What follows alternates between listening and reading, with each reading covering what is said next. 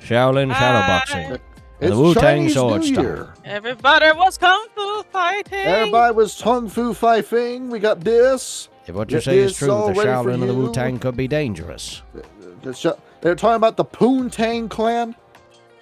No, I'm talking Wu-Tang? about the Ju-Tang clan. That is what the whole thing. We got all these. We got a wonderful episode ready for you, ladies and gentlemen. Yes, we got indeed. a lot of fun for this. First of all, the first announcement for this channel is that Kyle became a communist. I don't know how it happened. I was kidnapped while I was vacationing in Bangladesh, and then all of a sudden, they put on a green uniform and gave me a red book to hold, and they said they would pay me $1 million dongs if I did that. Evidently, that's a currency. Also, Kyle, our favorite anti-Semite has seen us. Wait, who? Huh?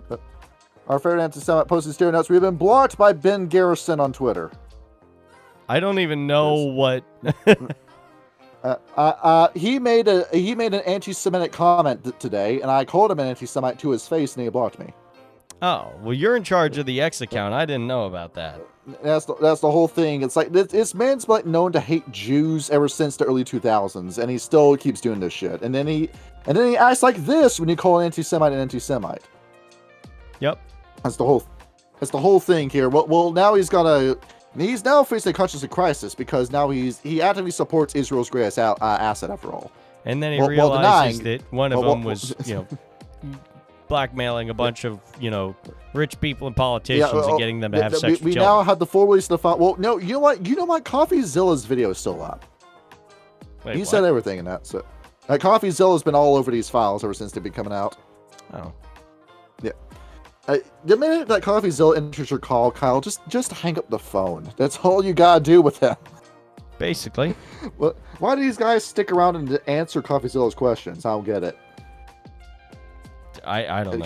Because some people got... Because it's like sitting down with Chris Hansen. You know what's going to happen to you. You know where it's going to go. Yep. But here we are. We got this guy. We got this guy up here. I thought I was Yeah. putting... Let me talk to you for a second. You see this here? This ain't no fabric, brother. This is the new era. The megastar ain't punching clocks in some squared circle no more. Nah. I left the WWE lights, the pyro, the crowds chanting my name, because I found the real main event. Yeah. You see everything I was doing in the ring? That was child's play. I was chasing gold belts when I should have been chasing the enlightenment. Breaking the cycle, you know. The Akashic Brotherhood showed me the path, the mind, the body, and spirit, all in one, using the dough. I mastered the ring, and I mastered myself. You feel that? That's not just muscle memory, brother. That's the mind sphere flexing on you.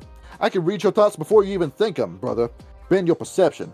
Make you see the truth. And the body, this belt I wear, it ain't just for show. I'm throwing around chi now instead of suplexes. So listen up, word. And yeah, I'm still talking to the fans out there. Even if y'all can see me right now, LA Knight ain't gone. He's ascended. The megastar traded the spotlight for the Akashic record. And when the technocracy comes knocking, or the finally comes crashing the party, I'll be there.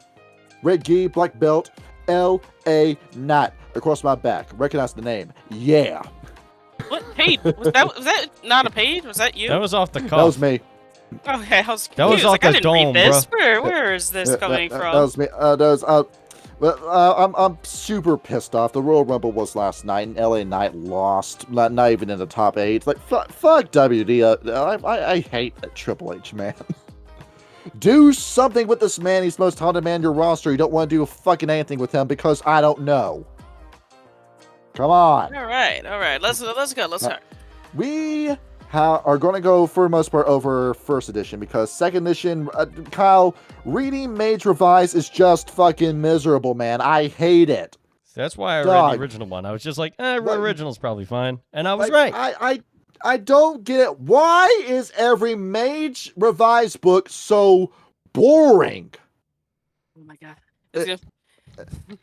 Every Also, Mage hello, Revised book- Batista. Every Mage Revised book is so Greetings. fucking lame. Like, yeah, we got Slouista. Slouista said, "Oh, you're doing Akashic Brotherhood? Let me join the episode." So we got Slouista with us, by the way. First time in this episode. Oh. Okay. Let's get going. Where do we want to start? Page. So- Let's do introductions. Well, first of all, going over it, we're going over who wrote these books. All right. And anytime you see Phil Brucato's fucking name, be warned. Yeah. Because I'm beginning to notice he's fucking up these books. The Akashic Brotherhood was the last book to be written for first edition Mage period. And this is the book that started all the bad habits that really irritate me about Mage the Ascension. Kyle, you know how all these Mage books are written as a two-way conversation that just meanders forever. It does, but I have to say, after reading the Akashic Brotherhood, at the very least, like the what they're about and the history behind it, the tapestry, this is the weakest offender. Because, like, even though it is kind of meandering and there is a lot of back and forth and there is a lot of character notes that don't really contribute to the overall mechanics, I will say, at the very least, the point gets across. And that's why I think it's one of the better ones of Mage. But it's still like the franchise original sin, is what I'm saying. Because It this very is a much book that it started a lot of bad habits. It just got worse and worse and worse as Mage went on. Where Mage Revised is unreadable. I cannot stand Mage Revised. And then it went off into M20, where we went from having characters that had strong opinions that were telling you history to characters that just gave you strong opinions. And that's it. Yep. Which led to the massive waste of time that is Tenocracy Revised. You get nothing from that. We get the worst character assassinations you ever see in your life with the New World Order. Our friends over at Dice Scum did a whole video about New World Order Revised. I was in their chat pointing out the fucking schmuck that wrote this book. But going into first edition, it is developed by Phil Mercado, who, even though I really do not like how he wants to direct his projects, does understand good game design. It is written by Emery Barnes, who is a massive enigma. Emrey, which is how to spell the name is spelled, Emrey, wrote the Werewolf Player's Guide for first edition, Drums Around the Fire, Karen's Places of Power, most of it, Akashic Brotherhood's tradition book, the Book of Shadows, which is what the Mage calls its player's guide, the first edition of the Glassworkers Tribe book, which, Kyle, you know that going right off of Mage the Ascension into a tribe book, that fits, because how fun of a read was Glassworkers first edition? Pretty fun. Pretty good, yes. Now, granted, that was the Glassworker version of history. We knew that there was a lot of lies in that book, and that was by design, because of how the Glassworkers are just pathological liars as a tribe. Don't believe what these people tell you. Best tribe. No, second best tribe. And then an entire year went by where Emery wrote no book, wrote the cockroach portion of Axis Mundi, and then just fucking disappeared. I can find nothing on Emery, dude. Any sort of Google search I have is to find who Emery is and what other books Emery might have written. No, apparently just after the Axis Mundi, you just disappeared. I got nothing. I had no idea where you went, what you did, nothing. And then the revised book was it was developed by Jess Hennings. Jess Heinig, who is the same genius who wrote the HoloOnes book that we read last week. And yeah, Kyle, you saw how much fun we had with that book. Yeah, that JoJo was about to have a seizure in the episode. Yeah, where we got the worst designed Mage sheets we've ever seen in our lives. Somebody that just fundamentally forgot how the game was supposed to be played. The book itself was written by Malcolm Shepard, who, to my surprise, is not only still alive, but still active in World of Darkness. What's he done recently? Malcolm Shepard wrote the Open Games license for the Storyteller system, by the way. Oh, nice. So that's the big claim to fame. But the most recent book that he worked on was Tome of Pentacles, which is for Mage the Awakening. So a lot of stuff involving Chronicles of Darkness. But you got your start with Dragon of the East with Mage the Ascension. You wrote the Akashic Brotherhood book, you wrote the Celestial Courser's book, the Euthanatos book, and then a lot of shit for Mage. And then worked on Times of Judgment, Mage Ascension, for the Judgment scenario. And then you started working for Dark Ages Fae, and then that ended entirely. The Dark Ages line ended because you both ran out of money. And then started working for Mage the Awakening, and then changed to the Lost, and then Gods of Sin Eaters. Those are the three series that he works on the most. And then his work has completely stopped because, as we went over, Kyle, Curseborn completely killed Chronicles of Darkness. Yeah, it was quite shit, I'd say. And it was a horrible book that we could have done a much better job on. And we've proven that we can do a better job than you fuckers because we wrote our own edition of Werewolf the Apocalypse. Mhm. We've never gotten a mean message on that anyway. We've gotten nothing but showering praise on what we did with the book. Yay. Because the whole thing is, after all, LOL hire fans anytime you see shit like this written.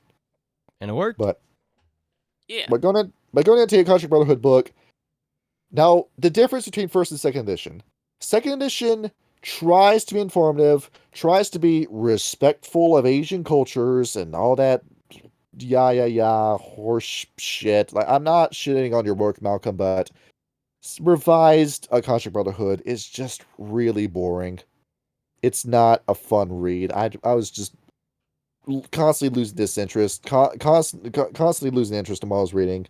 And there's so much of this book that interrupts itself to have a full paragraph of the dragon then lit a marijuana cigarette and blew the smoke in the tiger's face as he leaned back on the bed, and it just completely breaks the train of thought of where you were going with the history, where it just interrupts the scene just to have something happen where the character does something physical. And it's got horrible pacing, and I'm not a fan of it. Now, he's written other stuff, and I thought Times of Judgment, Mage Ascension was pretty interesting. So he has gotten better. Now, whether or not there's like newbie mistakes, like trying to find your way in this kind of format, I'm going to give some benefit of doubt. I don't think he's a bad writer. I just think the Akashic Brotherhood book left a lot to be desired. But first edition, Akashic Brotherhood, is what we're going off of for the most part. And White Wolf looked at this and realized they had no idea what they were talking about. And I'm not saying this as bad faith. I'm saying that with the library they had in Chicago and the resources they had on hand, that they did not have enough books to really write out an Asian mysticism and cosmological, theological kind of book. This is the same kind of issue they had with the Euthanatos. And so they're looking at this and they're thinking to themselves, fuck, what are we going to do? And then somebody went... Go ahead. I'll tell you what they're going to do. They watched anime. Oh, I thought they were going to say, hey, do you want to borrow my VHS copy of 36 Chambers? Well, they watched a bunch of Bruce Lee movies. They watched Clan of the White Lotus. They watched all these different kung fu films that came out of China. And then Fist of the North Star, Ranma 1/2, and I believe Dragon Ball Z were out around this time as well. And they look... Kyle, that's a spell in this book. Oh, is it we're really? We're going to go over that. Yeah, we're going to go over it. It should be. Oh, sick.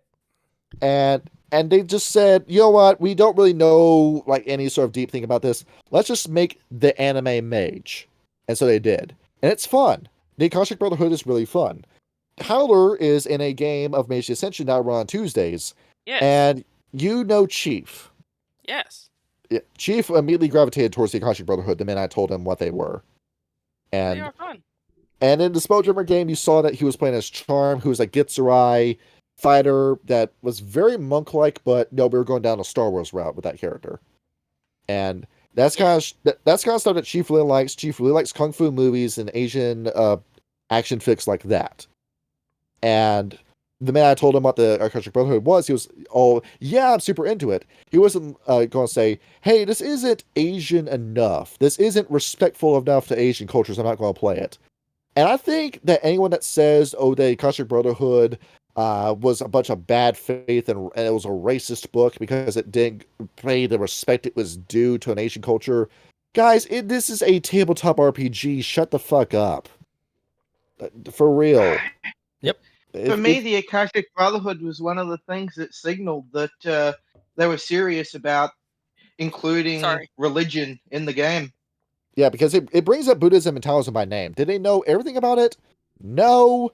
But then, does everyone know everything about religion? I mean, you have religious scholars in the Catholic Church who say this for their entire lives and still form new conclusions.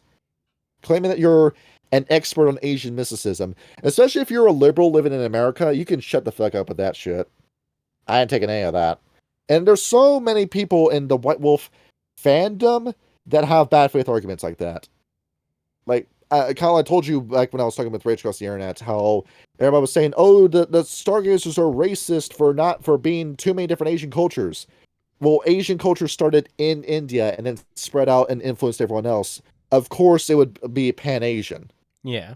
And then I said, well, how about we make an Indian werewolf? And then they all immediately shut up after I said that. You don't actually want to solve a problem. You just want to complain and virtue signal. That's everybody nowadays. Nobody wants to solve any problems.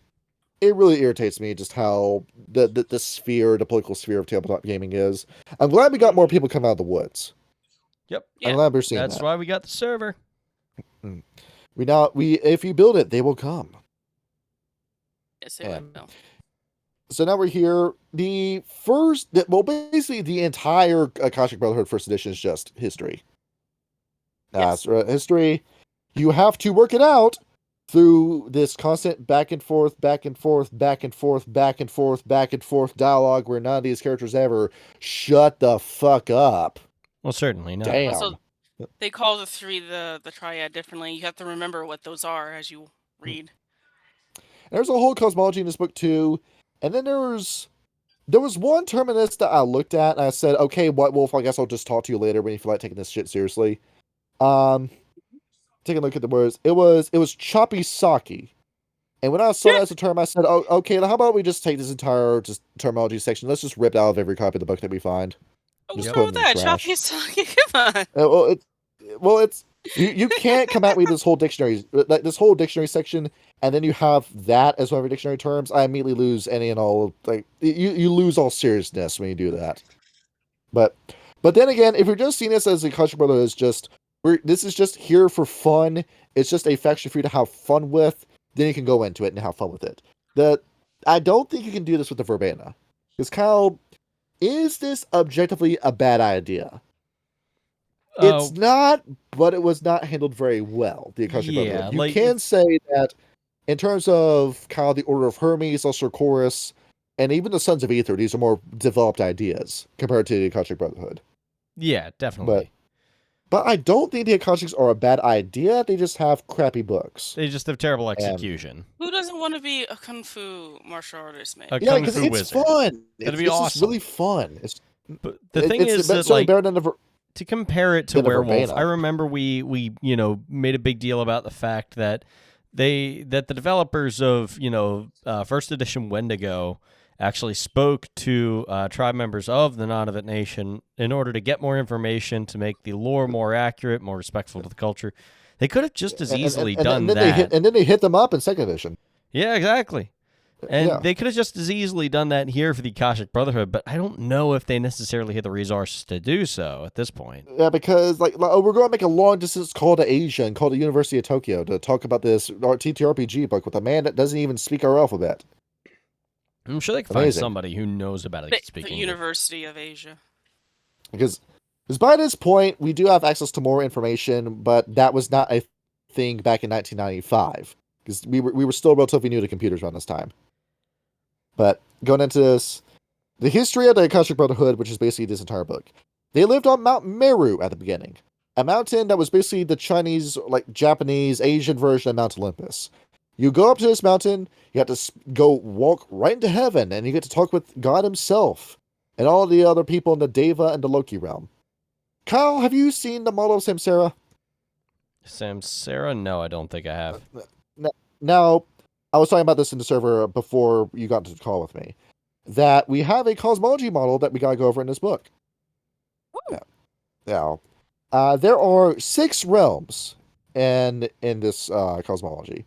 You have the animal and the human realm, which are basically the same thing. They exist shoulder to shoulder with each other. There's a small parallel world, so to speak, with animals in it. That would be, I guess in this case, that would be the Umbra. Here's your model, by the way. You then have the Hungry Ghost realm, which is where you go if you're a bad person. You go to the Hell realm if you're a really bad person. Your soul is then destroyed and then sent back into the human realm. And then you also have the Deva realm and Ashura realm. The Ashura realm is if you come close to being a good person, but you still have strife in you. The Deva realm is your heaven, so to speak. And there is a heaven above that, which would be your Nirvana. This is the cosmology map that we're going off of.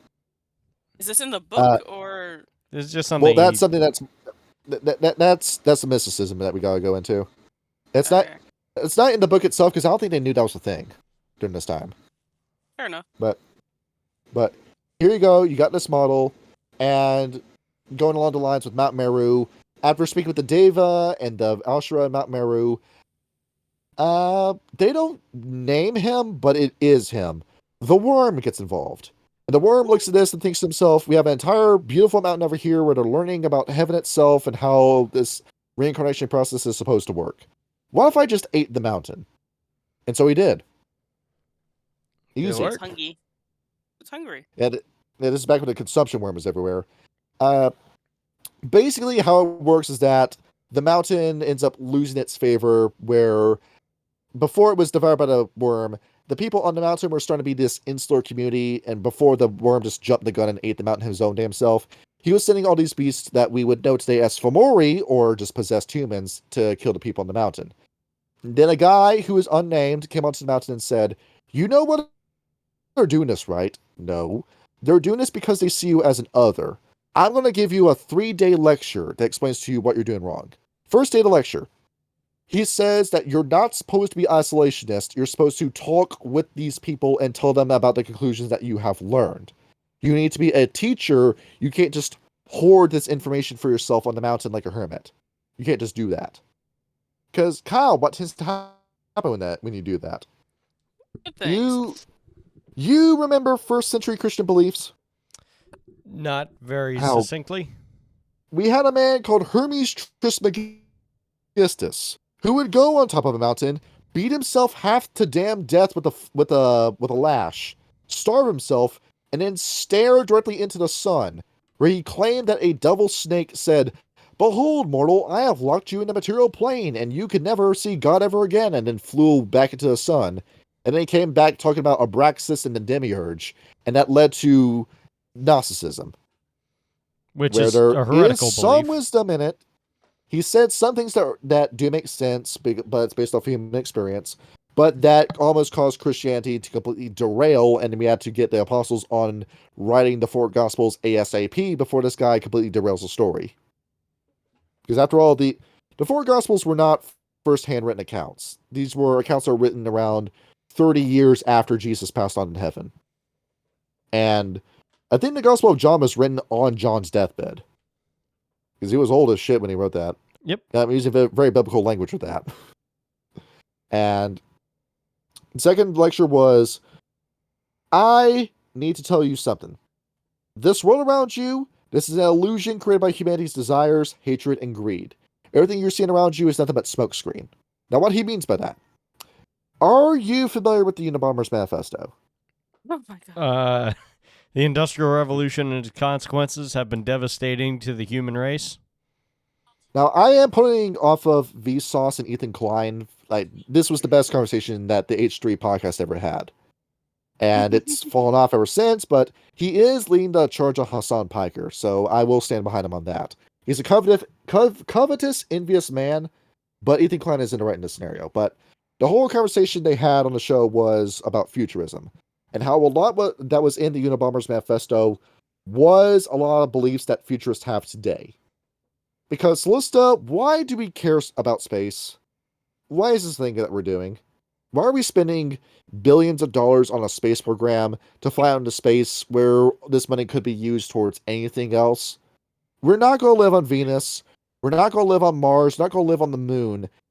You're going to die of radiation poisoning on the moon because the moon is going to fucking fry you because there's no liquid nickel core that's preventing you from being torched by radiation and solar waves.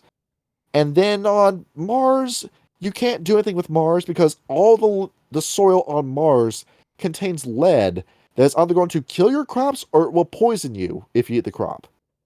So why are we caring about anything besides Earth?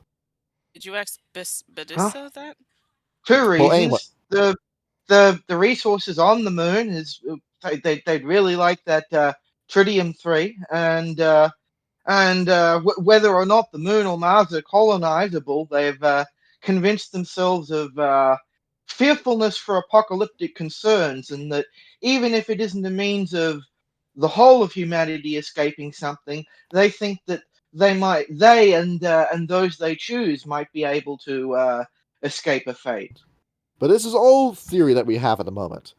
Oh, and I just want the resources of space, that's all. And after all, we have a lot more issues today that need to be fixed first, because it's how many years after the pandemic happened? 6, and we still don't have an economy back on track? Everything It's never still going sucks to down be. here. We live in a post-apocalypse. The actual wealthy apocalypse has happened.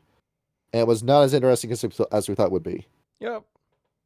Very lame. And then on the third day, the guy spoke and said, I am going to kill myself with this bronze knife to show you that death is not the end, and we could just reincarnate. And then he proceeded to kill himself by covering himself into multiple pieces with the knife.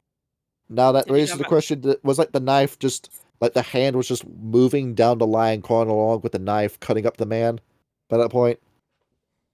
I don't know. It's that Family Guy bit where Stewie kills the replacement Brian and says, and like leaves the suicide note that says, and that is why I cut myself into multiple pieces and flushed myself down the drain. Yep. Did he come back then? Yeah.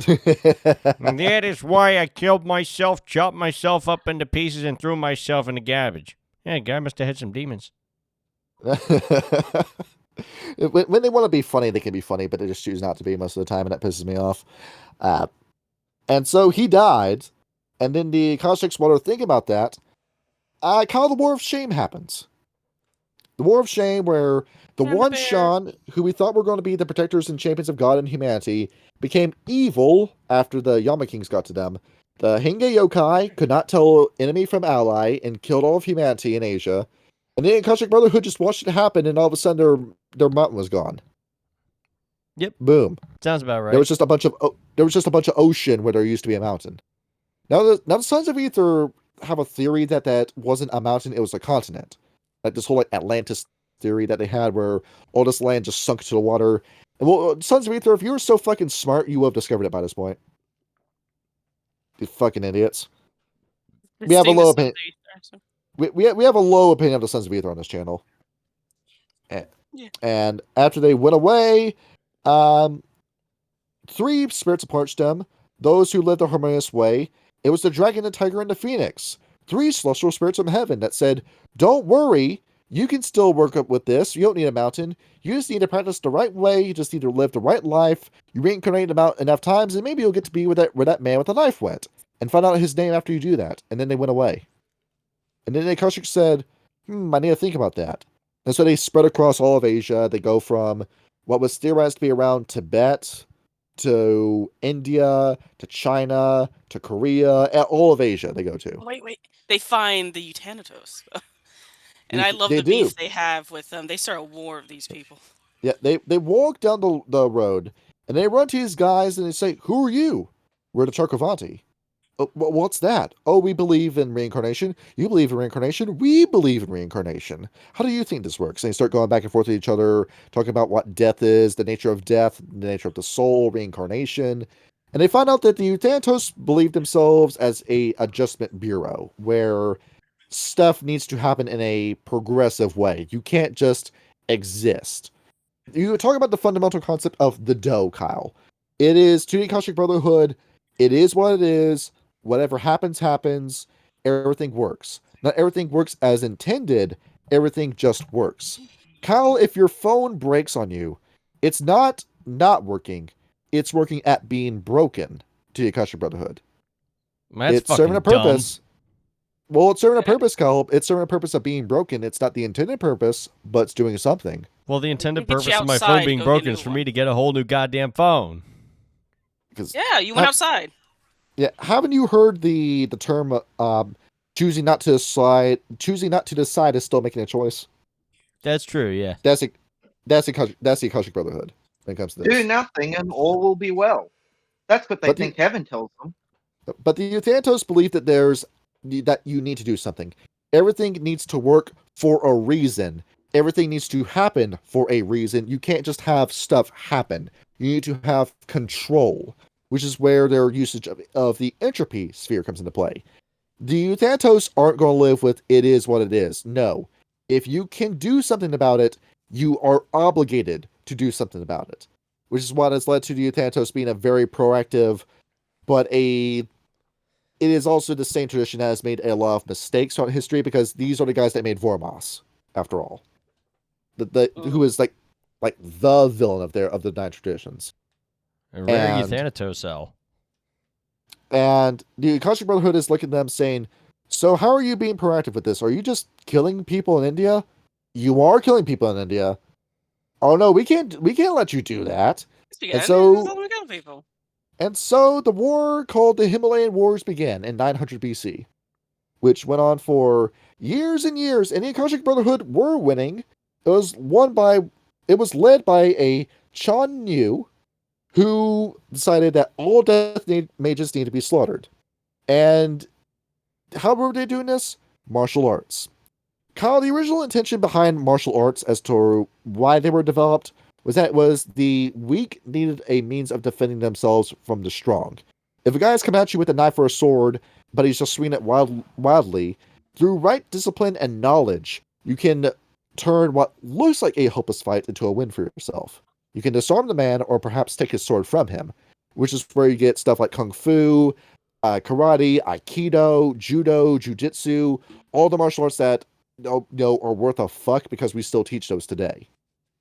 Which is why I do have a lot of respect for China and Japan in ancient history terms. Nowadays, with China, I can't stand the Chinese Communist Party, and Japan has some issues, but I like where they're going. But, I'm playing Nozomi Nishiyama in our vampire game for a reason. Why play a foreign country if you don't have a level of respect for that foreign country? After all. Phenomenal question. But I mean, and maybe to learn a bit more, I suppose, or just be blatantly offensive. You can do that. You can just have a racist World Darkness game. After all, Rags had one. Wait, what? Yeah, Rags and Armored Skeptic were running a Vampire the Masquerade game where they were playing as Nazis. They played as Blood Brothers? Yeah, no, just vampire Nazis. That entire series got nuked off of YouTube by Paradox themselves. Oh, gee, I wonder why. Oh, I remember they talked about that. God and they damn said it, that Rags, we were dumbass. We were one of the most popular vampire streams. What the fuck? They actually were. Well, yeah, because it was, that's a very unusual thing to play. It's like us doing Mage 1936. The problem is we weren't out and out fascists. Well, really, I was running Mage 1936 just to stick at the above Alpha Buses, saying, where the fuck's your Norwood game? But you know what? We're running something that's a little bit more fun. I'm not running it for spite anymore. But the thing is, with martial arts, is that what happens when the weak overcome those who want to hurt them? Well, you keep refining the martial art, and eventually you become the guy who's the strong. And then with that strength, you can decide to either pursue those who want to hurt you and your people, or be a vanguard.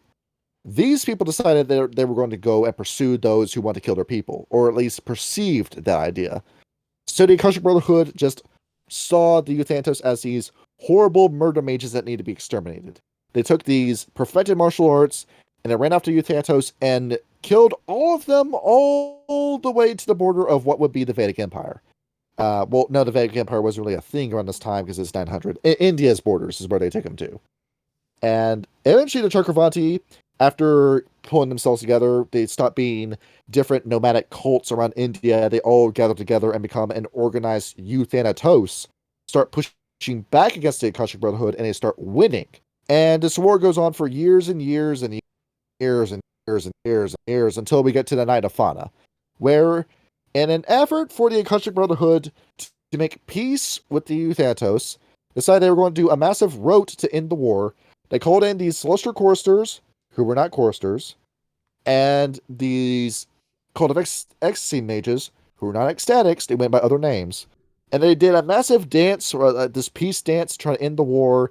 And in the middle of that dance, two Akashics fused together and became a guy called Khwaja al-Akbar. And he said, I am the spirit of unity and peace. Quit fighting, because fighting is really stupid. And the Euthantos and the Akashic Brotherhood looked and said, those two men did a fusion dance. It's a sign. We gotta stop fighting. Please tell me they did the dance from Dragon Ball Z. They probably did. That makes sense. That was in 514 BC. And then that lasted for a day, and then they went right back to fighting the next day. As we do. And then the fight went on until 414 BC, which is when the Euthantos gained a definite control and lead over the war. And then 354 BC, the Euthantos finally killed the last Akashic in India. Now, by this point, the war had been going on for so long that the Akashics and the Euthantos really forgot why they were doing this in the first place. And then they stopped and thought to themselves, well, hold on, man, wait a minute, wait. This is stupid. Let's have this war die with our ancestors. We don't need to do this anymore. The war dies with them. We will not speak of this moment again. We're just going to go right back to what we were doing before, which is trying to achieve the Akashic Records, Kyle. This is when they formally become from Akashi to the Akashayana, with a new paradigm intact. We will learn from our mistakes by achieving the Akashic Records. Now, what are the Akashic Records? It is whether or not this is an actual library or a theoretical library, essentially is this giant cloud network in the Umbra that you can go into if you ascend and read all of human history from the perspective of every individual soul who ever lived. Oh my god. That's interesting. The most accurate kind of archive you can get. Now, It's also the source for a lot of mind powers that allow you to learn a thing. now let me quiz you, Slouista. What two changing breeds have a similar ability? Think about this one. I know. How much do you know about werewolf? I know one of them. I don't know the other. Well, Howler, what's the first one? The Mokole. Yes, and who's the second? The Rokea. No, not the Rokea. Well, the Rokea are kind of cheating because they live for such a fucking long time. Yep. The Ratkin. Fuck yeah, Really? the Ratkin. Yes. Kyle, the Ratkin have the blood memory, where rats' memories are shared in the genetic code of his changing seed. So every Ratkin just knows everything upon surviving the Metamorphing Plague. Oh, interesting. Amazing. And this can also work as a hive mind, Kyle. That makes sense for the rats. Which is why when the random rat event does happen in the World of Darkness, where will you be? Probably dying of the bubonic plague, more than likely. The random ratkin event is highly likely in your area. Go too far. Down with the pack. I'm about to hit the floor when the random chip event was a bust, but the random rat event will happen. Yep. And so the whole belief is that we want to achieve these records. We want to go ahead, jump into this library, and just live in the library. There is an actual ascension where we're going to leave this horrible world behind with the Akashic Brotherhood. But some of them thought, well, what if we go into the library and then we come back? And then we teach people what's in the library. No. And so you have different schools of thought when it comes to the Akashic Brotherhood. Some of them want to leave this wicked world behind and be in heaven. Some of them want to stay behind and help humanity as teachers like Prometheus. There's two different thoughts. I don't think regular humans on the mortal world should know those things. Well, I mean, there's a lot more thoughts than that. Well, if we did, But those are the dominant ones. Yeah. And then the Dragon River War happened, where those pesky Kuei Jin took over a what's the name of the spirit again? A Wu Lung. Kalda is a dragon spirit in the Umbra. Well, and they just take over his mind and basically turn him into an aspect of the worm. And what does he do, Kyle? He flies into space and creates 9 copies of Helios. They're evil. why 9? Just imagine. Howler, imagine Helios just wakes up one day, like Luna sets. Helios raises himself and then looks and sees that there's 9 copies of himself. On one hand, he likes looking at himself. On the other hand, probably this is copyright infringement. This is there can only be one. He's like, oh, who's that handsome fellow? Wait, that's not a mirror. And there's 9 of them. What's going on here? Well, keep in mind he's an idiot because he was tricked by the same stick by the Korok's book. I mean, it worked, didn't it? Yeah. The only thing is the Korok's are actually trying to save the world. Now, the thing is, we now have the opposite situation for the Korok's book. Instead of a heat death on Gaia, we now have a heat extermination. Everything is burning to death because there's 9 suns, who are all hyper-fixated and focused on China. And where we're going to burn China with the power of the sun. All 9 of them. And what happens? The Akashic Brotherhood gets a guy called Ho Yi, who has an excellent bow, and he's the excellent archer, who proceeds to shoot all 9 suns out of the sky from space. That's pretty good. And those suns just fall out of the sky. Now, Kyle, if you're wondering what that looks like, they fell out of space itself into Malpheus, where presumably they explode on contact. Well, now, that would be a pretty wicked way to make a hell realm. Like you shot the 9 suns, and they all fell into this one specific area and made hell. A blazing fires. Yeah. That'd be pretty wicked. That does But make sense, given that it is hell. it's all nuclear. And the Akashic Brotherhood said, we are going to prevent that from ever happening again by creating the Dalo Lao Shi. We're going to get 5 elemental dragons who are going to form a unity that are going to stop this from happening. Now, were these guys actual dragons? No, they are like Akashic Brotherhood's members who use functional practical magic. It's like it could have been the Technocratic Union if it went down a different route, but it didn't go down that route. Actually, there And are these are the equivalent of the Technocrat, the artificers. But yeah, that's later. where they're basically Iteration X if they originated from the Akashic Brotherhood. Yes. Now, Kyle, what does that look like, you think? Wait, what? Take What does what look like? Sorry. a like D&D artificer from China. Oh, that'd be fucking sick. I mean, imagine he's got all kinds of like, he probably has like a that paper dragon that flies around and then actually shoots fire things. Well, what's one of the greatest inventions from China? Oh, gunpowder. Fireworks, yeah. And the That printing kind of shit. press, but those are different. Along with massive ass ships. Yeah, basically. China used to be fucking awesome, but what happened to you? Well, we know what happened to you. Communism happened to you. Yes, basically. Which is why we had that picture at the front of the video. And then we had the 100 schools where they start spreading around the world and said, we should start telling other people how to ascend as well. We can't just stick around. We actually have to do something. We got to get our shit together. So the Kuei Jin are at a somewhat manageable number around this time. And they say, we're going to go down to Zhou Dynasty and teach people about what the Akashic Records are. We're going to go inspire Lao Ji and Siddhartha Gautama and help inspire human history. They are directly responsible for the creation of both Buddhism and Taoism, Kyle. Awesome. Very nice. And after all, what is the motto of Taoism? Go with the flow. The dude abides. Ultimately, Dude right? abides, man.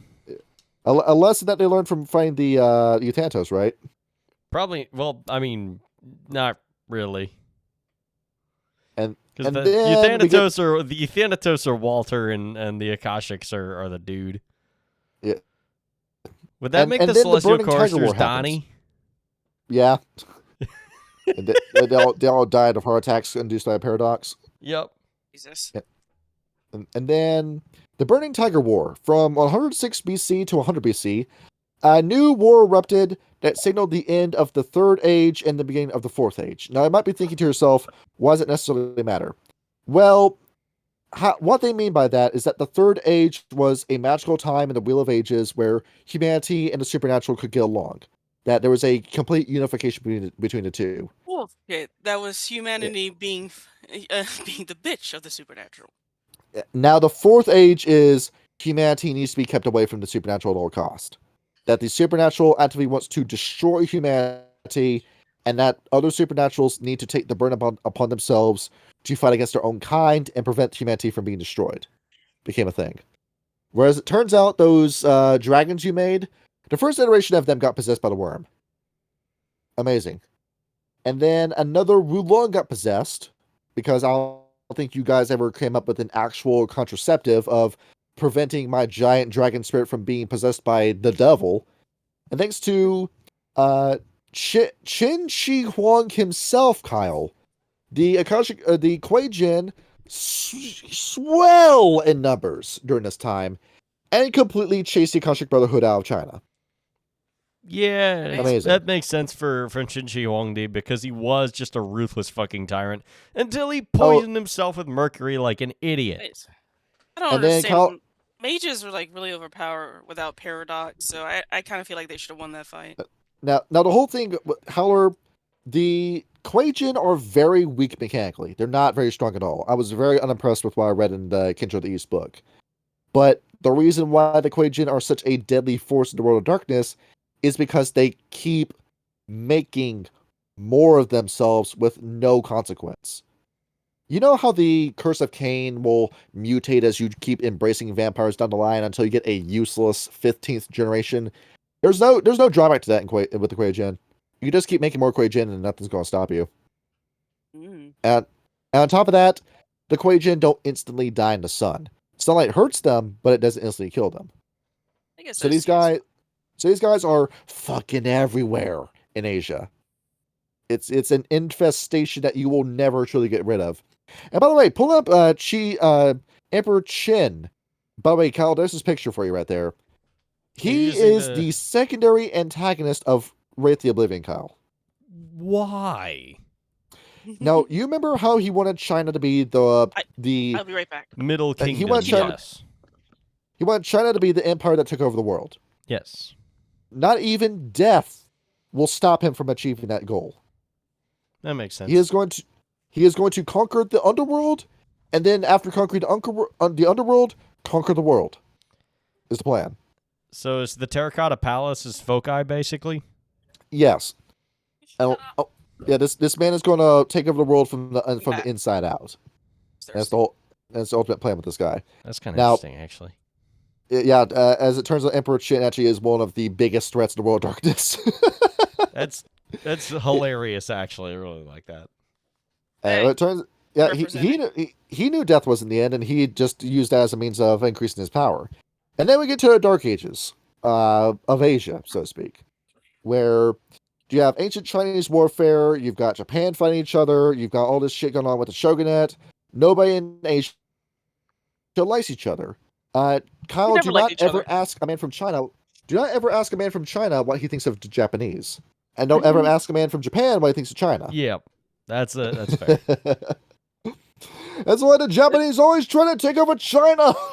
Then there's the other. It actually does nationalism and the Akashic Brotherhood. It talks about Japan, Korea, Tibet, Taiwan. Like, yeah, none of these people really like each other, but we have to still get along. Yeah, what was happening around this time is that you had China, where they were trying to get directly involved with the Chinese government to fight against the growing threat of the Kuei Jin. So this is where it wouldn't form yet, but this is where the seed of the Triads and the Tongs got started.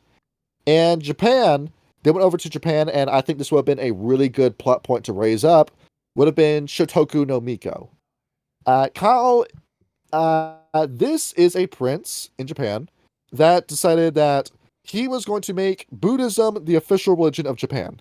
And then the Shinto said, no, you fucking don't. And then chaos ensued, a lot of clans killed each other, and then Buddhism established itself in Japan. I like how Asian wars can quickly get out of control. Like, someone's late for work, 1 million people die. Yep. Yeah. That's one of my favorite memes. I think it was like a green text where it's like, Shaoxi takes power, 30 million perish. Mm-hmm. And that's the shit that you got going on. Meanwhile, in Europe, the first Archduke Liu marries Edith Bernstein, whatever. I don't know. And then some town that's in Central Europe gets passed over, and about 15 people die. That's about it. Yeah, that's basically history during this time. Don't get married; people will die. Yup. You got in Japan, they're trying to be theocrats. In Tibet, they're trying to rapidly pump up the enlightenment bubble, saying, "Would you like to ascend? Well, let us help you." As they just keep rapidly trying to reincarnate themselves into perfect beings. And it's around 1279 when the Mongols invade China. Amazing. And everything goes to shit. Asian Brotherhood, right there, unity. Unlike those violent Europeans. Yeah, we got a massive fight going on. The Mongols come over. They don't win, taking over China the first time, and then they come back the second time, and they succeed the second time. And then what happens, Kyle? The Mongol horde spreads too quickly, and then they completely lose control. Genghis Khan dies, and without an actual leader, the Mongol horde would eventually fizzle out. Yep. And that's the end of that story, basically. And then that would go on to make the Romani people. Because as it turns out, the Shadow Lord Mongols, when they were taking over the world, accidentally picked up a bunch of Ravnos, displaced them in the Middle East, and then just dipped. And then those Mongols would go on to become Clan Ravnos. They were like, where else the fuck are we supposed to go?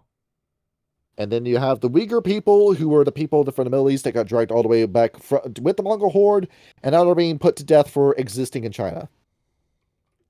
Oh, well, Incredible. they get put to death in general, such as in Turkey as well. Yes, if they don't like you, they'll just fucking kill you in China. Yep. Let's just fucking kill them. Let's just kill you. And what happened also, the Mongols didn't just invade China, they also invaded Japan too. They tried to. The tornadoes, the hurricanes took care of that. Yep. In an event called the Kamikaze War, a guy who was not named just runs up and says, "Hey guys, check this shit out."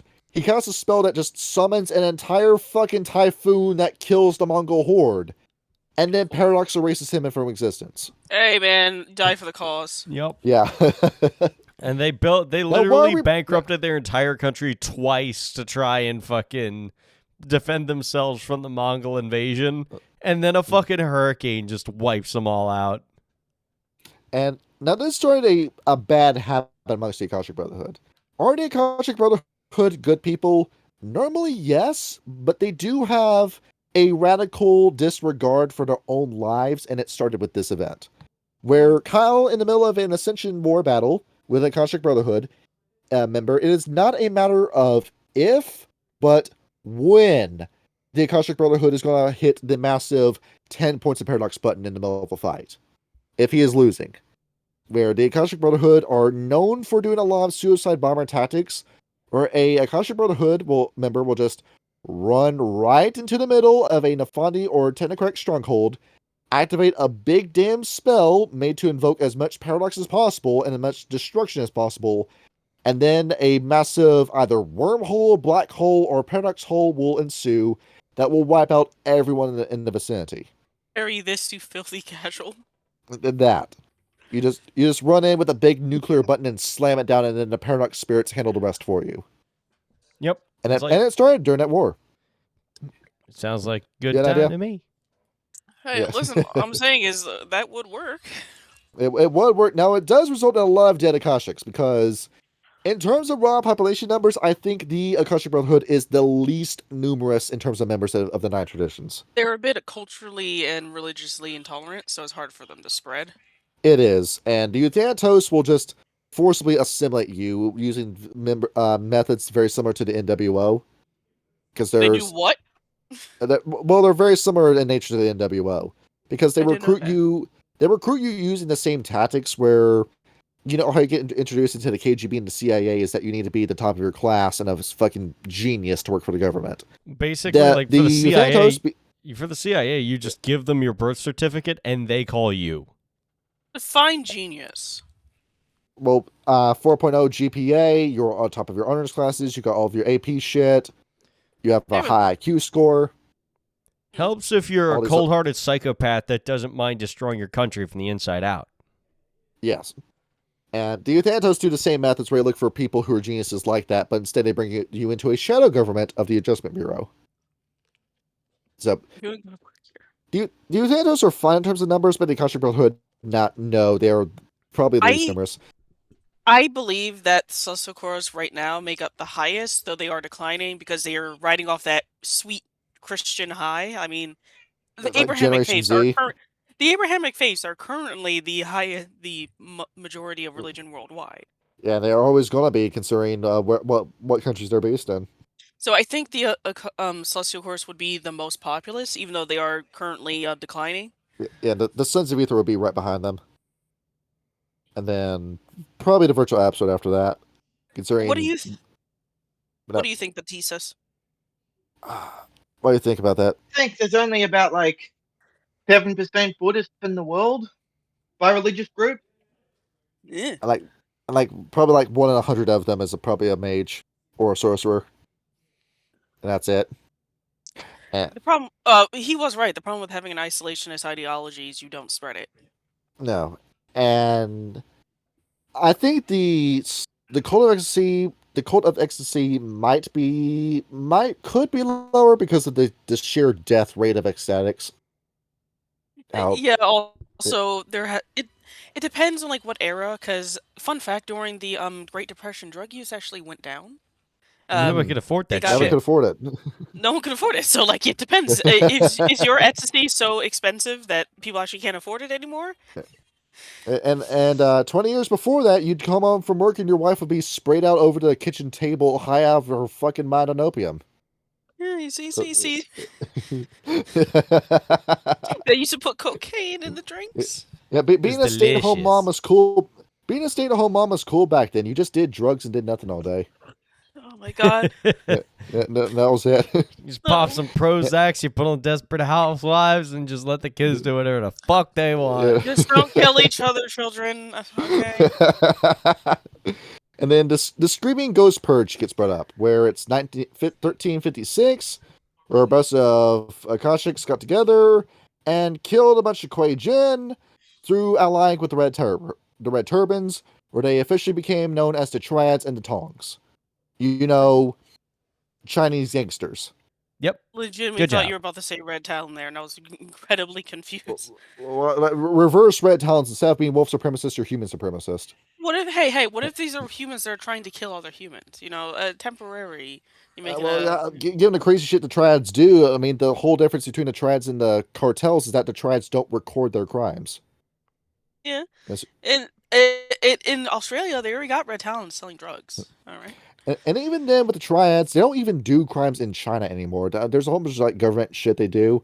A lot of their crimes are now in other Asian countries, namely Japan, which is why you still need the Yakuza to keep the Triads fucking out of the country.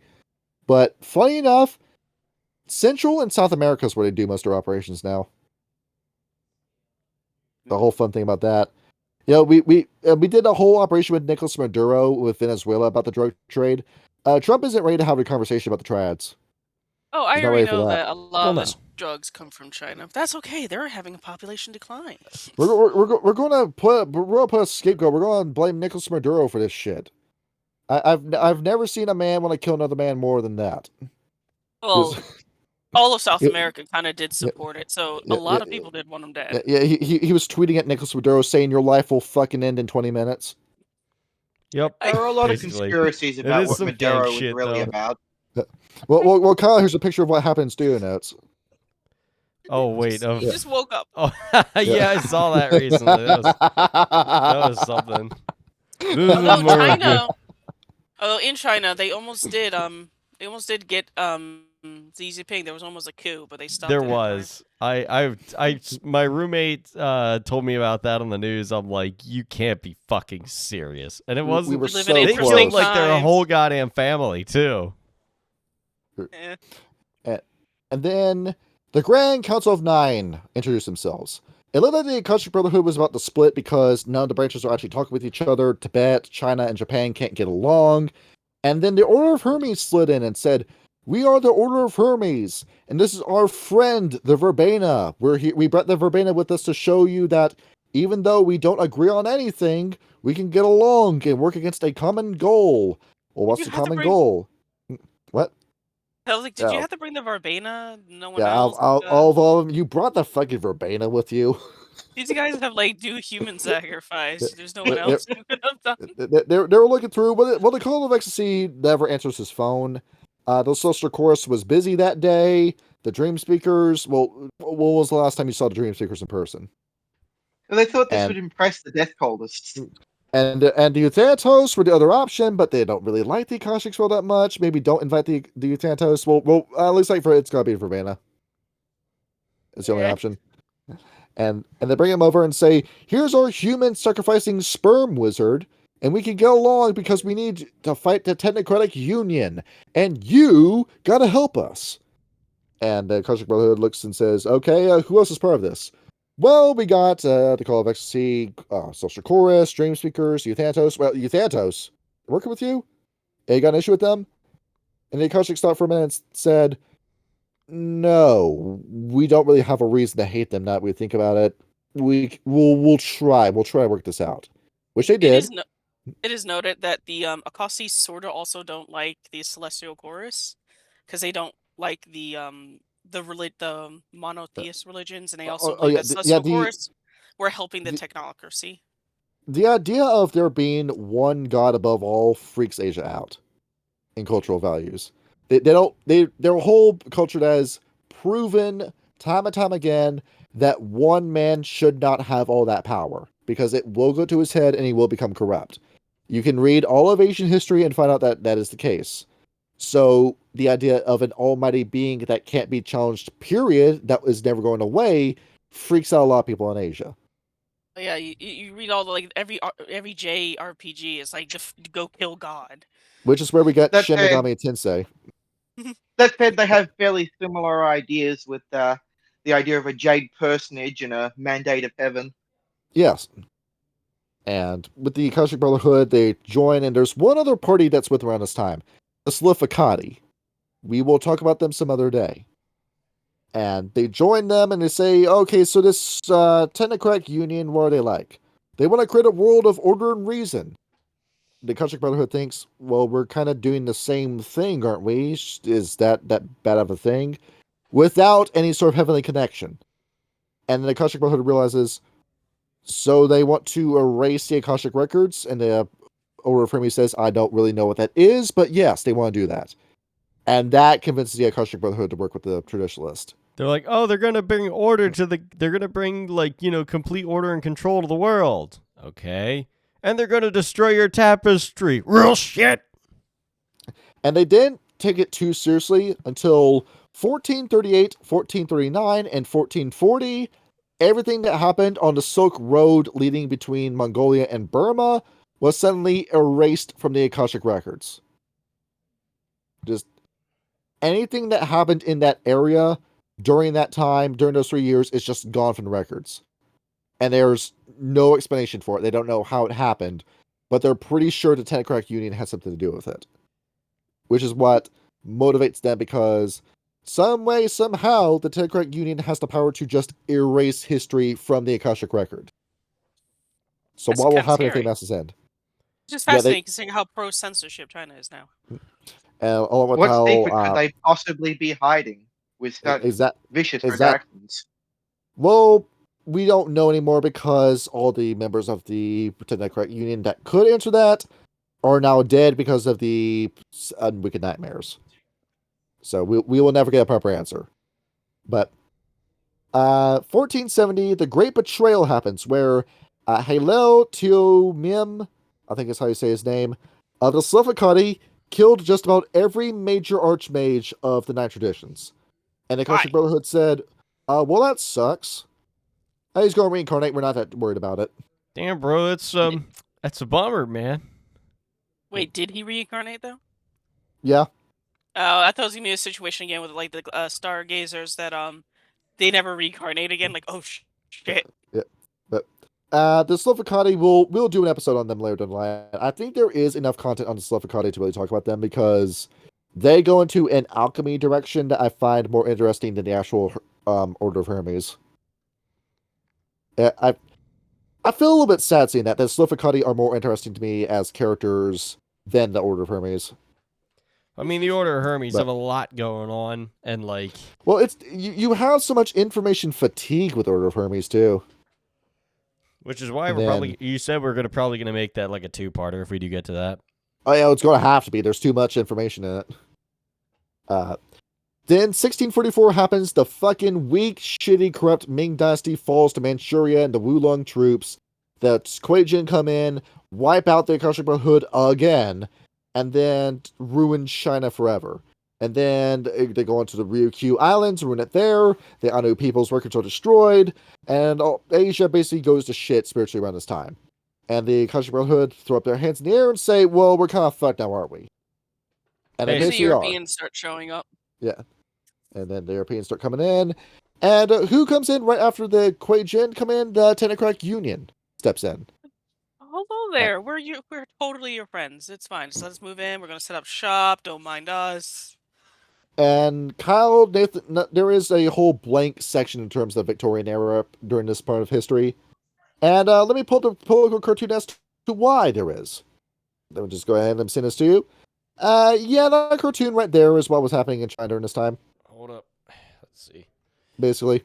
Oh yeah, that. Pizza. I don't know. Yeah, I remember seeing a similar version of that. A similar version of that where it's like a dragon being hacked up into multiple pieces. We are going to go to China and sell them opium. And then when they've realized that we've got them all addicted to drugs and their older wives now sprawl over the kitchen table dying of opioid overdoses, and they rebel, we're going to threaten to completely destroy them and then Shanghai them into giving us Hong Kong. Oh, do you And think it'll the be Celestial Chorus? I mean, not the Cult of Ecstasy was involved with that as well. It could be. I think it might have been the Syndicate behind that. Yeah, Syndicate makes more sense. So if it makes money, do it. Yeah. Cult of Ecstasy would give their drugs for free. What are you talking about? Now, the irony behind it is that Hong Kong was actually a really fucking awesome place. And then 1999 happened and they lost control. And now it fucking sucks. Don't ever go to Hong Kong. Ah.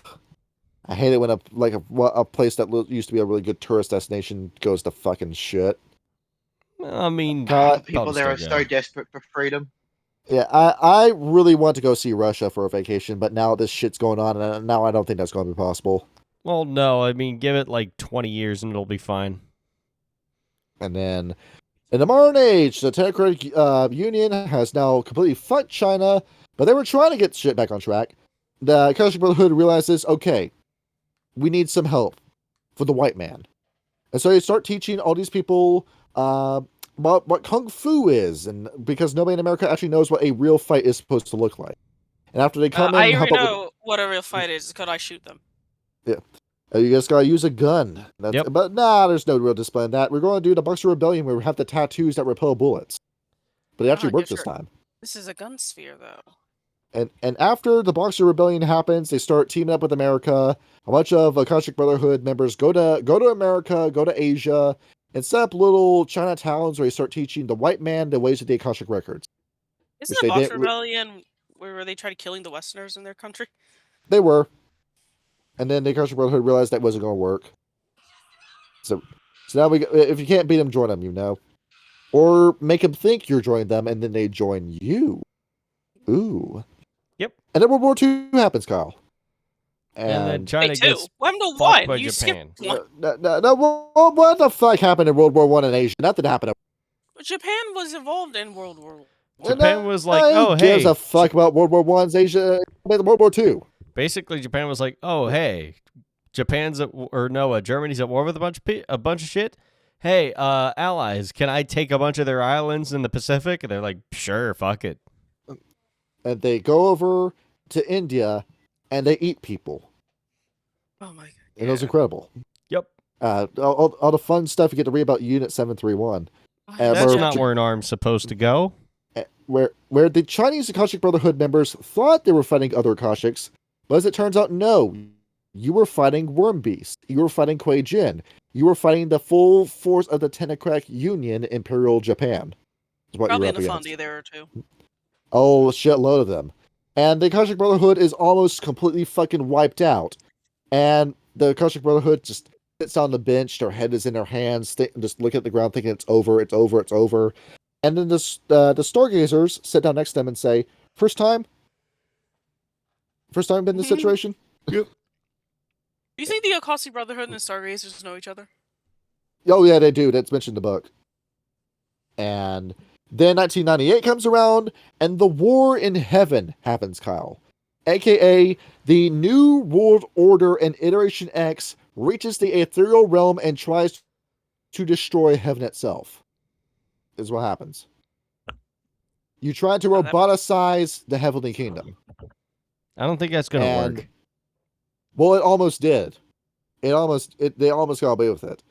And Sounds like the hubris. Weaver. Oh yeah. The Weaver looked at this, and the Weaver was thinking, "Oh, it's happening! It's happening!" The Weaver ran over to her table, grabs her bottle of spray glue, and as she's shaking the can, running back to spray glue the planet, because if this works, the Technocratic Union is going to destroy the spirit world and cause the complete death of the world. And then that's when the Weaver's going to spray glue the planet. But before that can happen, the Wicked Nightmares happens. And all those spaceships that had the Iteration X members that were coming out of Autochthonia and all the forces that were destroying heaven got picked up in the Sixth Great Maelstrom and flown into space. Don't worry, they'll be back. And the Weaver thought, I can't spray glue this, and she just puts the spray glue can back down. And now they will be back someday as Threat Null. And when they return, the forces that were used to fight heaven and angels will be turned against mankind, and they will win. Oh, yeah, you don't know them. They could listen. If you have, does Just get the mages do it. Like you're gonna have to take one of the team mages. Come on, just do a little paradox You here. go- You have the Just go time ahead and spare. pull a Croton. Own up for your fucking mistakes. You failed to make the world a better place. Listen, you guys have the time spare. If you have the time spare, you can't lose. Just do a paradox. Come on. And now the Akashic Brotherhood is focused on rapid reincarnation and rapid ascension. They're trying to say, dog, we almost lost everything. The game almost ended. We gotta get the fuck out of here. Is the mentality that the Akashic Brotherhood has now. We have got to ascend. Everyone who can ascend needs to ascend today, and we gotta go. That's the gotta mentality. get out of this place if it's the We gotta last thing we ever do. It will be the last thing you ever do. There's not going to be a world for you to go back to. As it turns out, in Times of Judgment, yes, there is no world for you to go back to. Hey, what happened to the spare world that the wild has? What's going to happen is that it's going to get sprinkled by the Weaver when it happens. The Tenocratic Union is going to build a massive fucking wall, and they're going to lock out the Umbra. Now, I've been thinking, after World War II ended, well, why didn't the Akashic Brotherhood really have the strength to handle these guys? I mean, why couldn't these guys have just, gone against Kuei Jin and fought against Kuei Jin and actually taken shit over? This is the reason why. This. Oh, I'm putting the splash That's screen the reason back why. on. Yeah, fucking communism completely destroyed the Akashic Brotherhood's push against Kuei Jin. Communism destroyed China. Yeah. Oh, yeah. So many died. And we're going to burn down all my trees and make completely kill the bird population and cause bugs to explode in my country, and we're going to make a bunch of useless pig iron. Yep. That can't be used for fucking shit. Sounds And like a great idea. Let's go do that and kill 60 to 90 million people. And even then, that's an estimate. We don't have a recorded number. And then on top of that, we're going to go to war with ourselves and lose. That's the best. That's the best possible scenario. Let's go to everybody. This is a fucking mistake. Yep. This was a horrible mistake, and it's still going on. Don't worry. It will never get better. It's just more like China's going to collapse, and the Chinese people will be stuck. And they'll we're fix it have a bunch eventually. of fucking geezers in the world. Well, they're having a massive population decline. Yeah. So And are now we. it What's looks your like- point? And now it looks Oh, like yeah, but no, it's India's more than going. ours. Theirs is 0.5. And now it looks like fucking India's going to take over the world. No. It's going to be the Indian people. I don't- Unless the poop virus kills them all.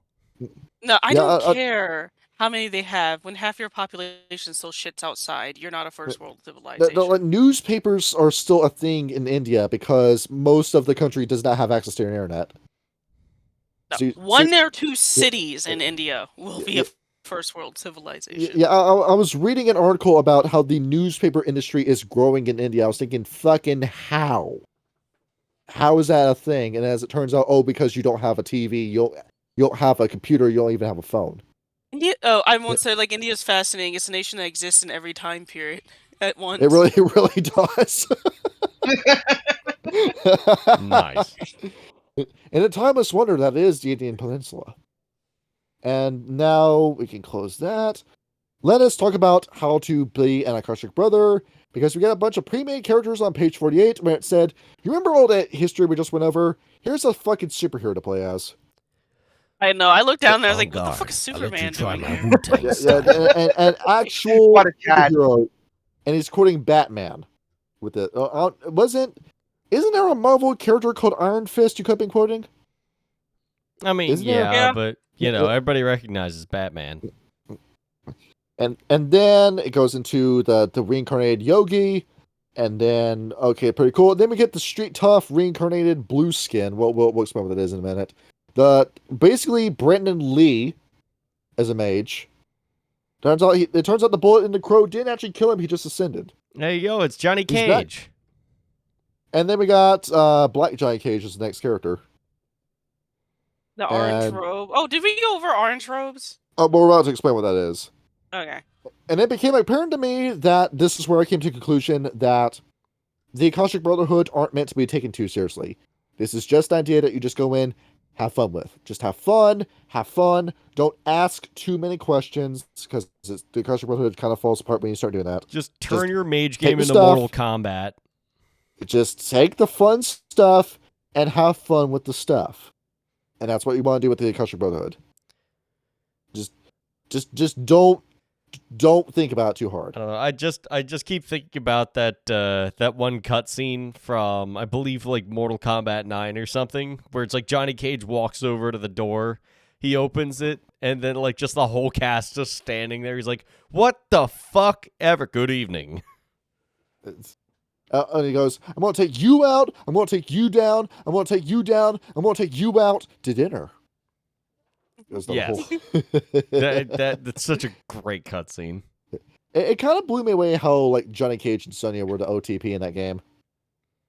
Really? And then Mortal Kombat 1 happened. Oh, we don't talk about that. Yeah. And now going down the line as to how to be an Akashic Brother. Everything that's in Revised about the factions is fucking boring as shit. I'm not talking about that. I'm instead talking about the 4 sects of the Akashic Brotherhood from 1st edition. And where we actually use the essence system, you know, the whole mechanic that we forgot about in Mage Ascension that no one ever fucking uses.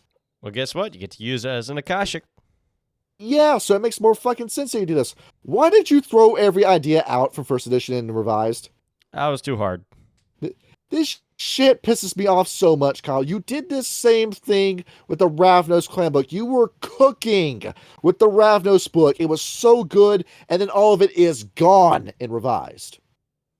Yep. Every good idea you had. So you did the same shit in the Torador book, and you came close to doing it with the Zamichi book. Now, actually, you took a lot of shit out of the Zamichi book, but you added stuff back in. So good on you.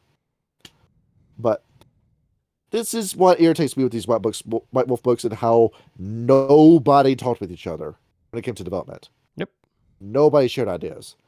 You didn't even read the previous book before you wrote this shit. So the Orange Robes. These are your pattern or your Weaver adjacent mages. These are guys that believe that the Wheel of Ages needs to keep turning.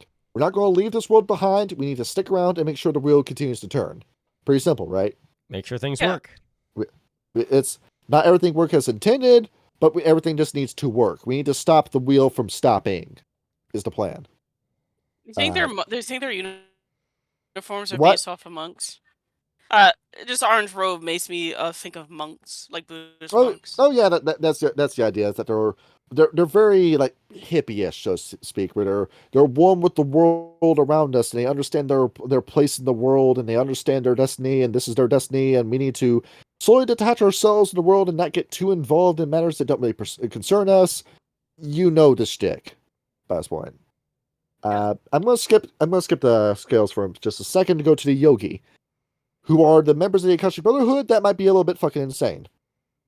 They are directly jumping across the gauntlet, meddling with the spirit sphere, learning how to step sideways, and directly communing with the wild. Fun fact, How was that going to go? That's interesting. You're going to be talking Whenever with... Go ahead. No, you talked first. You're likely going to be talking a lot with the... Oh, goodness gracious. The Verbena and the Thanatos, more than likely. Oh, yeah, that would make a lot of sense. Yogi, fun fact, I do believe they have bear familiars, which is funny, because when I hear Yogi, I think of Yogi but the bear. Oh, yeah. And, yes, keep going. As it turns out, he wasn't a spiritual teacher. He was just a con artist. And also, yogi is the practicing of, like, in real world, this is an actual word, it's when you practice yoga. Yes. So they're very much about twisting and turning their bodies in a way where they're going to live the best life. Even though they're very wild in nature, they're very health conscious too. You might find a vegan Akashic Brotherhood amongst these guys. Yes, but vegans aren't healthy. No, well, the life sphere. Mm, We'll stay fed off a diet of quintessence and wild spirits. fucking can too. Yeah. The blue skins, who are the Akashics that believe we gotta get the fuck out of here. Get me off this planet. I don't want to be on this planet anymore. Get me out of here. That's their whole shtick. They are the primordials, which means they line along with the worm, aka trying to escape the cycle that the worm has put them in. It's a shtick. They break the wheel. Yes, you got to get off the wheel. You don't go with the flow. You got to get out of the flow. But being with the flow is what got you into shit. You got to find a way to get away from the flow. Overcoming the flow will be how you ascend. That's your paradigm. And then you have the Scales of the Dragon, which is where I don't want to engage in any of the spiritual shit whatsoever. I just want kung fu powers. And that's what Scales of the Dragon basically is. And it's fitting that's the questing, which is the questing is the option for people who don't want to engage with the essence system, and you pick questing. Howler, I'm looking at you when I say this. Hey, what are you talking about? I picked dynamic. You know what I'm saying? And- You said you should change. I changed it to dynamic. Yeah, it is. I had to talk you into that path. And along with the Stu, we had nobody who was dynamic, so we needed somebody who was dynamic. Because yes, that will play a part in this. You are highly susceptible to changeling psychosis. Fun. Don't I have enough voices in my head? Not enough. Need to get a few more in there. And now we get to talk about the magics of the traditions. How do these spells work? How are they actually using these spells? Now, with correspondence, Kyle, it's more you have not seen a single episode of Jujutsu Kaisen. Okay, for everyone who has, it's less Togo and more Gojo. You're not clapping your hands to teleport from point A to point B. You're instead forming an invisible barrier around yourself that makes it impossible for people to hit you. You know, wards. Where You which is basically why get if you have dodge like Shikamaru in the fighting games. Oh yeah, if you get 2 points of correspondence, Kyle, that's when the game breaking begins in Mage. Yep. That's when we begin to hit. That's the tip of the iceberg right there. Next up is the entropy sphere, which is all based around pressure points. They're identifying where to hit you. They're saying, I don't want this combat encounter to last more than one turn. So you just pick the spot where you got hit, pick the weak point, identify the weak point, strike the weak point, and then just end the battle. It's more about speeding this shit up instead of slowing it down. It's like stunning strike from when you use key points in D&D 5e. Yeah. Which, for whatever reasons, Wizards of the Coast swears is the most overpowered thing in the world when it really isn't. It's an ability that gets worse as the game goes on. Yep. What? What? What did you say gets worse as it goes on? Stunning strike in D&D. Yeah. Oh. It's not like cantrips. They don't level up with you. You're up against enemies with a plus 11 to their con saves. That this ability is fucking useless now. Forces, which is you are familiar with Avatar: The Last Airbender, right? Yeah. Now, very similar to input commands in a fighting game, the Akashic Brotherhood has figured out if I do a very specific step of physical movements, something will happen, which is what this Forces sphere tends to be. If you watch Avatar: The Last Airbender, that is perfect reference for an Evoker Akashic build. Absolutely fantastic. You could make a gun that fires the forces. Yes. Or you could just do Naruto or like fucking what was the name of the doll You're guy? You're familiar to do it. I don't know. Lightning style. Now, fire style. And after all, with the Kamehameha, you need to pull your hands back, charge up the energy, and then push your hands out to do the spell.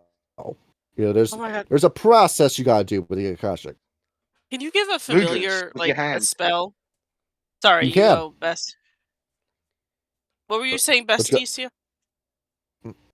Slouista. It's one of the terms for the hand signs, mudras. Yeah. Hand signs are a foci-ness, where you can actually do the Naruto ninja signs. Before Naruto was written, Kyle. Cool. Hey! Amazing. A little bit of foresight with Mage Ascension. Give a bird a flamethrower spell. Well, how about you flip the bird and then a fireball shoots out of it? That too. You can do that. Life is kind of underutilized amongst the Akashics because after all, I told you these guys don't necessarily have regard for their physical safety. They just run into battle and die sometimes. Life is more used to staple yourself together so you don't fall apart in the middle of a fight. You're still taking damage, you just stop yourself from noticing. That's how it works. Sounds good to me. Matter. Get resist pain. Telekinesis, Kyle. Can you wait with life real quick? Could you give someone Oh. cancer with that sphere? Well, yes, you can. Okay, If you fascinating. combine it with if you combine it with entropy, you can. And which I think that might be a funny spell actually. That's kind of hilarious. But now with matter, this is the force. You're using the force basically. Just lift your hand out, lift the rock, and then fire the rock, or just choke the man. You know, you can do that. You know what you can also do? What? You can if you don't want to What? kill them, you can twist their testicles. You can. I cast testicular torsion. Grab There his we dick go. and twist it. The old dick twist. Give me the old dick twist. If you're a pacifist mage, that's a way of incapacitating someone without killing them. They called him the ball fondler. Alright, now for the seat. The Mind Sphere. Which it kind of throws me through a loop because Prime would make a lot of sense for the Akashic Brotherhood, but the Celestial Chorister already has that, and the Celestial Chorus has a better understanding of Prime than they do. So I guess it's got to be the Mind Sphere, where it makes sense because you're trying to reach the Akashic Records, which is basically the best resource you can get for a Mind Sphere possible. So, knowledge is power with the Akashic Brotherhood. Specifically, knowledge about yourself. Is that an illusion? It is. Is that temptation? It is. Is that a lie? It is. Being of right mind and right intelligence and wisdom is the power of the Akashic Brotherhood. Martial arts, pretty cool, but power is useless if you don't know how to utilize it. Because after all, with martial arts, there is an art involved in it. It's not just fighting people, punching them, and knocking them out. There's a discipline aspect to martial arts as well. Yep. When to strike, where to strike, and how to strike. Along with discipline as to being meek. The original meaning of the word meek. You have a sword, but you know when to keep it sheathed. You have the power to let power go. Meek is not the same as weak. Correct. Yes. Next up is Prime, which is basically their understanding of Do, which is, of course, the flow. Whatever happens, happens. All right, moving on. You're one with the universe. The Spirit Sphere, which they don't use to contact spirits, they just use it to step sideways. Which they need to do because there's a bunch of easily susceptible worm-corrupted dragons they gotta fight in the Umbra. Awesome. Instead of summoning Shenron for a wish, you gotta fight Shenron. That's gonna take a while. Yeah, after all, Shenron and Dragon Ball Z is fucking huge, Kyle. That's a lot of health levels. It's gonna take all day to fight that guy. Yep. And then time, honestly, they don't really give a fuck about the time sphere in reality. Come on, how am I going to do the thing where you jump behind someone's back at the last second? Well, there's a whole whopping one spell in this book that uses the time sphere. And that's it. And it allows you to know what's going to happen at a location. And that's it. That's all you use it for. I mean, it's better than nothing. Yeah. Well, also along with that, these guys might be paradox suicide bombers, but they at least want to accomplish something before they die. And the time sphere, you're going to invoke paradox no matter what the fuck you do with that sphere. It's if there's impossible. No one around me? I thought it was only if people see me. Yeah, well, consensus sees you. No. Consensus only sees me if other people see me. Only sees you. Are you sure there's not a spirit in the Umbra watching you, watching everything you do? It's only if humans see you. Werewolves can see me. You sure about that? They just know that. They just know that time sphere is insane. So like, okay, we gotta reduce that. And along with it too, spell foci, where all of these are basically the same thing. Your body. Yes. Easy. Wait. There's one thing about foci. It's supposed to be how you do your magic, but like, there's right here ritual bathing. I can't do that in the middle of a fight. So what am I supposed to do here? Well, those are the ritual rules. You have yet to use the ritual rule in Mage Ascension, Howler. Okay, well, here's this. Applying special oils as your foci. Again, I can't do that mid-fight. Behold, as I pull up my bottles and I lube myself up in the middle of the fight with you. Is that the way of the drunken fist, basically?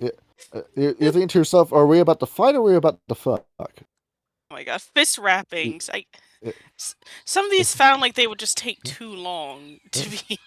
Yeah. You come out with the fist wraps. It's like CM Punk with a colorful personality blurring in the background as you step out in the fight. That'd be Eating pretty sick, certain though. I'm food. not gonna lie. Eating certain Hello. foods. like You become the spicy shoji. curry that because you blow out a fireball because the curry was too hot. So you turn into Wario. Where am I going to win? Logical. But behold, as the Akashic Brotherhood eats the curry and then rips out a massive fucking fart that kills the technocrat. We become Dawson from Street Fighter, and you just blow fire. You get This is stretchy. also this. You go. Sorry, Batista. They should have had a death punch route where you can just use any spheres you want to make your punch better. The death punch. This is also a Post Mordecai, post Rigby. this is a good time to explain what happens if you don't have access to your foci. Do you get a negative disadvantage when you try to do magic, or something? But in regards to the Akashic Brotherhood, you have it with you at all times because you are the foci. Oh, okay. Let's say if your foci is, what happens if my character got punched in the throat? Could she not do magic anymore? Well, yeah, because you need to like blow air out of your lungs and pronounce words to cast magic. Ah. But in regards to an Akashic Depending on Brother, your you paradigm. just need to with the Akashic Brother, you need to basically dismember them at this point for them to stop using magic. That's 'Cause- pretty fucking crazy. So in terms of mage foci, you always come equipped to a fight. Nothing to worry about. Meanwhile, the fucking Order of Hermes needs to spend an hour a session preparing their fucking spells. Fucking Shad mages my ass. There's a death punch. Death punch. Death punch. Oh, It is. what the fuck's? I really I'm really sad that I kind of missed a regular show growing up. The whole thing's probably up on YouTube. Probably. And now we get into spells. I like the flash bomb, where you just throw a flash bomb and use forces to increase the flare. Smoke bomb, where you use matter and then prime, and then the prime sphere. I was going over this with Slouista. Like the prime sphere just makes more smoke. Yeah, I guess Is so. the thing. I was going over with Slouista too, saying that the prime sphere has like a small like fire, lightning, and heat connotation to it because after all, it is energy. The sphere.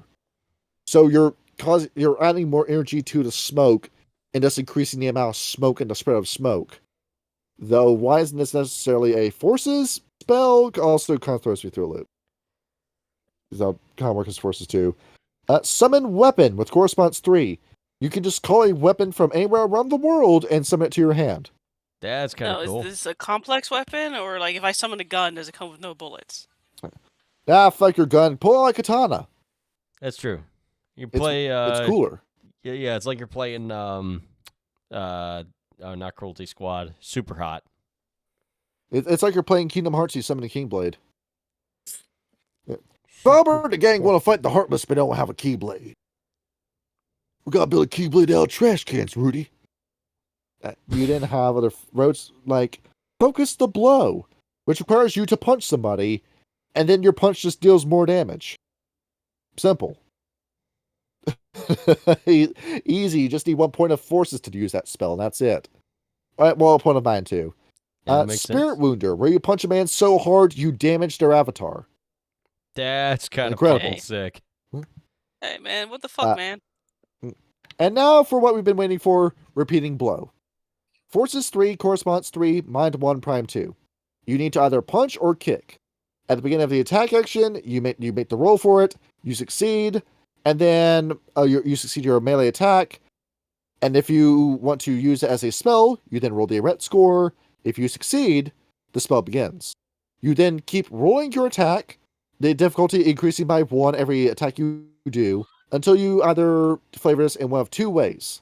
It is either the Fist of the North Star, Kenshiro rips off his shirt and proceeds to punch a man 100 times and then he explodes, or you punch a man 1 time and then all of a sudden 20 different fist indentions appear across his body. So that's kind of like what I did when I was playing. When I was playing as who's the fucking Think. Bruja Antediluvian that I was playing as? Troil. Yeah, I was playing as Troil, and like I hit Malkav once, and then like, no, I didn't hit Malkav. I hit somebody else. And like a You delayed were, fuse, I think basically. you were trying to punch Cappadocious. Yeah, I punched Cappadocious, and then I put it basically like a delayed fuse on the damage. Yeah. And that's the whole thing you can do, where you can just keep stacking it up and eventually get the 100 hit combo with them. Because after all, you just keep rolling these dice until you can't roll at 10 anymore. Yep. But you can also fiddle with this with the entropy sphere by lowering the difficulty with entropy. So make your combat easier by just smurfing and cheating at the game. Yeah, but once you crack Mage, Kyle, you don't go back. and then there's the magic sword coin, where it's I believe a coin that turns into a sword. And on top of that, the sword isn't a normal sword; it's a lightsaber. I mean, Incredible. that's pretty sick. Oh my god, you know Chief is gonna find. Oh my. Yeah, perfect for killing Kuei Jin. Killing vampires And with a then the beam limitless saber bow. as a magical kung fu mage sounds like the most rad shit in the world. It does require 12 quintessence to make, though. So do be more. It is expensive, but not as expensive as the limitless bow, which requires 20 quintessence. Where do you want to shoot an arrow that just flies forever? Well, now you can for 20 quintessence. Yes. Because after all, this is the same bow that shot the 8 suns out of the sky. And the original bow is somewhere, we just don't know where. I thought you said there were 9 of them. 9 suns. No, yeah, 9 suns were shot. Sorry about that. I got my numbers wrong. And now we have the Akashic Brotherhood familiars, Kyle, where it says, do you want a familiar? Well, this is what it would look like. The orange robes, who are, of course, a pattern, just like normal pets, like crickets and a praying mantis as their pet. Kyle, you remember watching Mulan and you had the cricket character? Oh, yeah, the fucking... I was thinking for a second, I'm like, oh, yeah, he didn't talk. I was thinking about Mushu. Yeah. Dragon scale familiars. I was wrong. These are the ones that have big animals like tigers, lions. They should have done lions, tigers, and bears. Oh my! No, they did tigers, bears, and lions, and even giant alligators. Yeah, if you're just going down the fucking kung fu wizard route with the dragon scale, it's just a fucking tiger. Tiger style. You get to be Joe Exotic. But hold on to Tiger King, bitch. Here's my kung fu style. Yogis have spirits as familiars. Which, yeah. You just directly summon the wild spirit into you to just temporarily possess you and give you some power. And then the blue skins are boring. They say fuck this shit. I ain't keeping no pets, and they don't take familiars. Hand signs. The hand jive. Through the power of the hand jive. If you do the right finger spells, you can use that as a enhancer to your spells or your spellcasting foci. It's also just a way of communicating, like, act like you don't know me, act like you don't like me, ask no questions. There's a whole Akashic Brotherhood's sign language, so to speak. Yep. And then there's the weapons section, Kyle, where we have this massive page of weapon rules. Yeah, they do have quite a bit of weapons on here. Where, Kyle, what's the coolest weapon on this entire list? Hook sword. Yeah. What? The hook sword. That's the right answer. Is it? Yeah. Kyle, you know what one of those looks like, right? I don't know if I do, in all honesty. Does it look like Sly Cooper's cane for whatever reason? Let me show you what this looks like. I mean, what the fuck is the point of this? What happens is that you gut a man like a fish. That sounds like actually now that I'm so the rounded ends are pointy, right? Or they're super sharp. Yes. Oh yeah, okay. That makes more sense. Along with it, it's made for you catch another man's sword and then you rip it out of his hands with the hook. Yep, and then you just tear his intestines out. Now, granted, these are a bitch to sharpen. Yeah, I imagine. Yes, as you can imagine. And then the next fun thing, you were talking about the wheels. Do you know what a chakram looks like? Chakram? No, I do not. Tell me if you know about this. Now, Kyle is It looks like Xena decapitating 20 people. Yes. It is a disc that is bladed. That's what a chakram is. Oh, okay. I was thinking about the thing from Kill Bill. Or you can go down the Kingdom Hearts route and just have a massive fucking wheel spoke in the middle of it. Do that instead. Makes sense. It's gotta be so uncomfortable to use these. Kyle, let me show you what these look like. This here's the like, ones what from the Kingdom fuck Hearts. is it? I don't know how you just use seems that. I don't know where you're This grabbing just it. seems impractical. Yeah. It's cool looking, but not gonna help you in a real fight. No, it probably is just a pain in the ass, especially with like four-way grip. That's like impossible to hold on to. You cut your own wrist before you hit anybody. I think you grip the cross, but like you're not going to get good like force with that. He doesn't even hold it by the cross. He holds it by the fucking blade. And what the fuck Oh is the my point God. of that? You're gonna cut your hand open. Yeah. And then going down the line with everything else we got. You also got, of course, the katana, which is a whole difficulty 6 to use, and it deals strength plus 5 damage. That's Oh my God. See, wait, why not Dex plus 5? It's a finesse weapon. It's fucking strength. And then it's just now the strongest weapon in the entirety of World of Darkness next to a No. chainsaw. I think the chainsaw still wins. Well, no, the It katana. is. The thing is, the katana is a difficulty 6. So if like you get this with a werewolf, and they have like a plus 5, plus 3 from Kronos form, and then plus 5 again. That's 13 points of aggravated damage at difficulty Now- 6. Now, Kyle, when do you want Wrath of the Storm to pop up in Rage Underground with one of these? Is he? If you want him to. That's entirely up to you. Like, I don't know what he'd want with a bunch of jokers in a rock band, but You're traveling across America for that, so. well, if you feel like, looping the werewolf CIA into this to make it a fucking a guy in PSYOP, I mean, that's basically what we're doing already. And then that's basically it with the Akashic Brotherhood book. We're now out of information. It's actually, it's a lot shorter of a book than I was anticipating. It's only Well, it's because they had no ideas. yeah, on the PDF, it's only like 74 pages, actually. And then you want to talk about second issue called Christopher Hart and his big book of kids draw everything manga? Draw What? some of the dumbest shit you've ever seen in your life? I will say, that is one thing I noticed about the first edition Akashic book, is that the art's actually pretty good in it. It's not mind-boggling, but it's pretty solid. Like, second edition has some pretty good pictures in it too, because there's the whole picture of the guy painting all the scrolls and like the amount of line work you'd have to do with that alone. Oh, holy fuck! That Yeah, that would have been a pain in the So ass. I know you said that you don't do revise, but what did you think of Dragons of the East? Dragons of the East. Well, I'm giving you my thoughts right now. I have no thoughts. I have Alright, then. no No thoughts, formal head opinion on empty. the Dragons of the East. Yeah. Well, it's more I just got nothing to say about them. Yeah, enough. it's fair. Well, we'll get to it another day. Who knows? And It is a revised book, but I was going through like, oh yeah, Dragons of the East, that probably will have a Akashic Brotherhood in it. yeah, we can also like rope that into the equation episode as well, which we'll be doing next week. Yep. I like Kyle. I like how like when I was flipping through the Akashic Brotherhood revised to see if there was any useful information in this.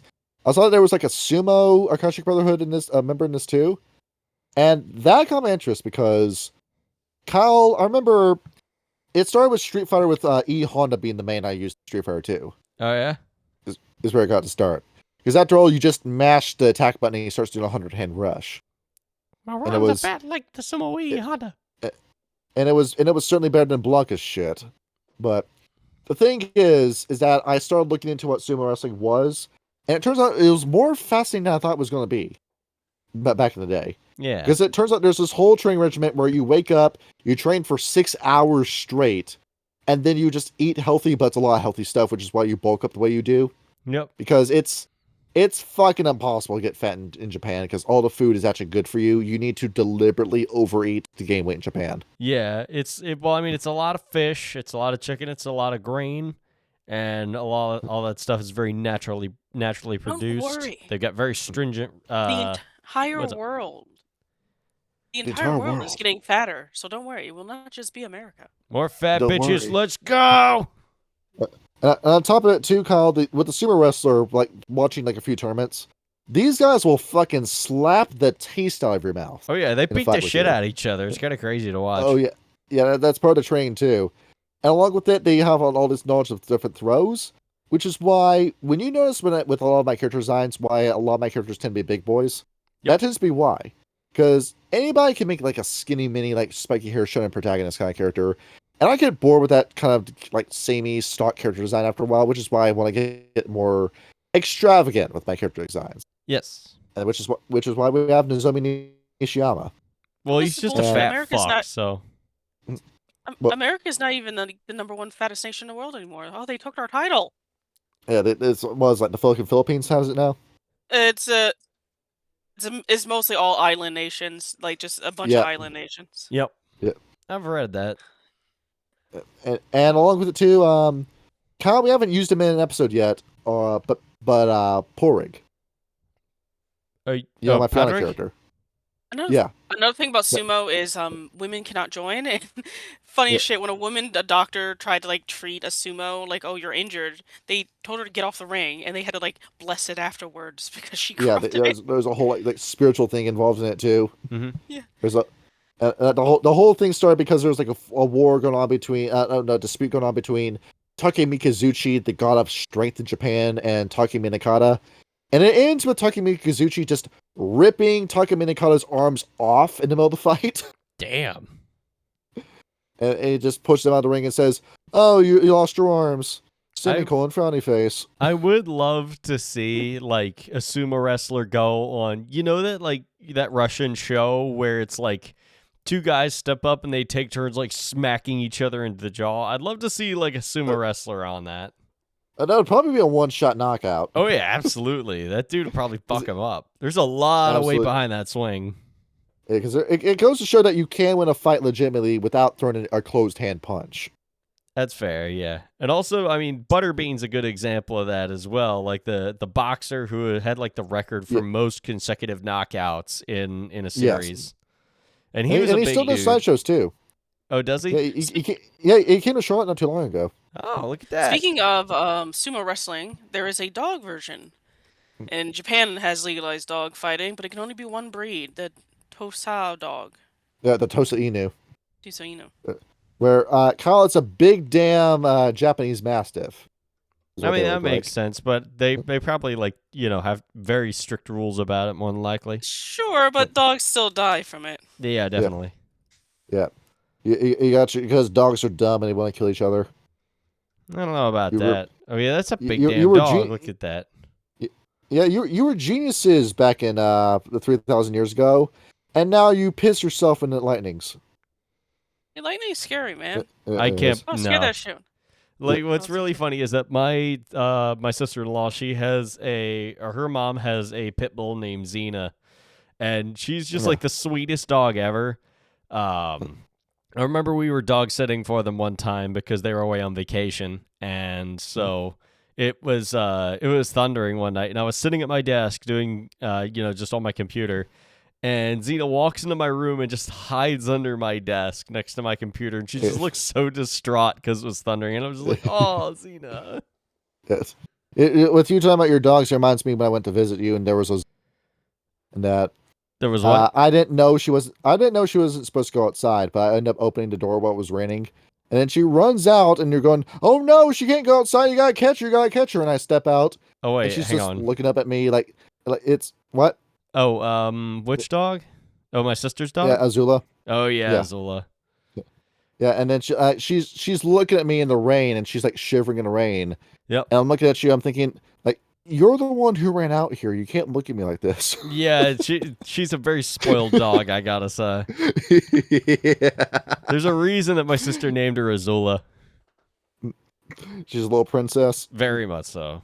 But the thing is, she's built like a brick shit house for a dog. I mean, I look at that dog. They took her to the vet. She has like 2% body fat, if that. Mm-hmm. Like, you look at this dog, it looks like she pins SARMs at the gym. It's a little French bulldog too. No, it's a Boston Terrier. Or no, it's okay. Yeah, I think so. Yeah. I got She's my a good breed wrong. And then along with it too, I'm flipping through like revised as we're having these conversations, saying, is there anything to talk about, or did we actually cover everything? I think we did actually cover everything. I think we did. Yeah, because it's a very straightforward book, oddly enough. So it's going to be kind of a short episode now. I'm thinking about it. Oh yeah, so we could cover the religions that are under the umbrella sometimes of the Brotherhood. Yeah, the Buddhism. Yep. Yeah, which is I guess we could do. Buddhism, Jainism, Taoism, Confucianism, Shintoism, sometimes Christianity. because after all, Buddhism was founded off the principle of life is going to be suffering no matter which way. That there's just going to be some pain and misery in the world. If we didn't suffer, we wouldn't know what good is, and we wouldn't know what evil is if there wasn't. I was going so I think I fucked up that sense, but there's got to be an equal balance between good and evil. Yep. The thing is that you have to acknowledge that you are going to suffer in life, and by knowing that you will feel pain, you become at peace with the pain. Yep. Where, kind of when I told you when I found God when I was in my 20s, there was an honest conversation I was having with myself between Christianity and Buddhism, between the two. I do recall that, yeah, and you'd done quite a bit of research on it. Where I read into it, and there was just something about Buddhism that just rubbed me the wrong way when I was looking at it. And I realized what it was, and that was, I don't want to necessarily leave this world behind because I don't want to live a life where I believe that there is misery in it. That you can have heaven on earth if you so choose. You're going to face adversity. You're always going to have like rough days. You can't live a perfect life. But I don't want to look at my life and say that was a miserable time that I'm glad to escape from. I want to look at my time with some happier days. And I feel like I have gotten to that point now. Well, where that's I good to don't hear, yeah. I don't forsake the life I have anymore. Nor should we ever. Yeah, that was a battle that was, I don't want to talk too much about myself in that regard, but Yep. that was 12 years fighting with that depression. And you know now what you wish you knew back then. I'm realizing that this wasn't that big of an issue. Now I've come to peace with the issues that I used to have. Right. And that's ultimately the reason why I didn't side with Buddhism, because I thought that you can have a happier time on Earth than I felt Buddhism really gave credit for. But I suppose if I lived on the other side of the world, that would have been what I... More than likely, yeah. Buddhism is also I mean, Christianity in America is already a very fractured religion. Buddhism is probably much more so. Yeah, because you have multiple different kinds of Buddhism as well. Where, pulling up this... I gotta remember what these are called, because I used to be able to name these for you back in the day, but now I need to look up what these are called. Let's see, Buddhist sects. Thank you very much. Yeah, there's Theravada, Mahayana, and Vajrayana Buddhism. Right. Where, looking into this, Mahayana Buddhism, I do believe, is the rapid acceleration of enlightenment kind of Buddhism, where you're trying to learn about Buddhism. You're trying to go ahead, like, accelerate your learning so you can leave this world behind and go ahead and reincarnate and eventually reach nirvana, so to speak. At least that's my understanding of it, so to speak. Along with that, that's the one we most hear about. There's the page I'm looking for. And yeah, because after all, Mahayana stands for great vehicle, is what that word means. That is the path to enlightenment and nirvana. And after all, there's a belief in the journey to the west, they went to collect the Great Vehicle Sutras. And after all, there's a belief with nirvana that you're not doing it for yourself. You're not trying to achieve nirvana for yourself. But you're supposed to come back after you reach nirvana. You come back as a deva, and you start teaching the people about how to ascend as well, like our whole guardian angel belief as well. Yep. Next up is the Theravada, or the School of the Elders. Take a look at this. This is more like a self-liberation thing, where you're going to leave this world of suffering behind and find a peace within yourself, is ultimately what the goal behind the school is. And that makes sense. It's more, it lines up with ideas of monotheism as well, because it focuses on the worship of Brahman. Because there is a single god icon in Buddhism as well. Some schools emphasize it more than others. After all, Brahman is the Hindu idea of what the ultimate god with a capital G is. Who made Brahma, Vishnu, and Shiva? It's just that Buddhism got rid of most of the other deities, if not all of them entirely, depending on what sect you talk to. Buddhism and Hinduism are all Vedic root religions. Yes. An old religion called the Vedas. And then the Vajrayana is the smallest vehicle. It's called the Diamond Vehicle, where it's esoteric Buddhism. It focuses on tantras, reciting your mantras, sacred names, to deities, a lot of very specific kind of writing that I would need to prepare a much lengthier segment for if I was to go and talk about it in length. But this is more spiritual Buddhism. Right. Stuff, along with some stuff that you would see along the lines of Taoism, Shintoism, and Confucianism as well in terms of ideas. You're going to reach enlightenment through tradition. There's a lot of traditions we have here. There's a lot of practices that have been around for years and years that are here for good reason. And we are going to focus on those to get you to live a righteous life that you can use to ascend. There's also a fourth one called the Navayana, which is the new vehicle, which is one that was inspired by Western influence, which is, Kyle, you're going to roll your eyes when I say this, Buddhism combined with Marxism. Oh, good God. Yeah. I'm sorry to hear that's happened. Yeah, I know you immediately don't want to talk about that after that. No. Despite the splash screen of this video, no. And next up with that, shall we go into, take a look at this. Where is it next? Hinduism's more of an entirely Euthanatos thing. Yeah. Yeah, that's Euthanatos. Let's not go over that. Shintoism. Wasn't there some point in the war between the Akashics and the Euthanatos where they were like summoning Hindu gods at one point? Well, yeah, that was a detail involved. Where, like, Euthanatos and Akashics that had the spirit sphere were doing that, which was awesome. You got to summon Bishamontin himself, and he possessed you, and a war god was inside of you.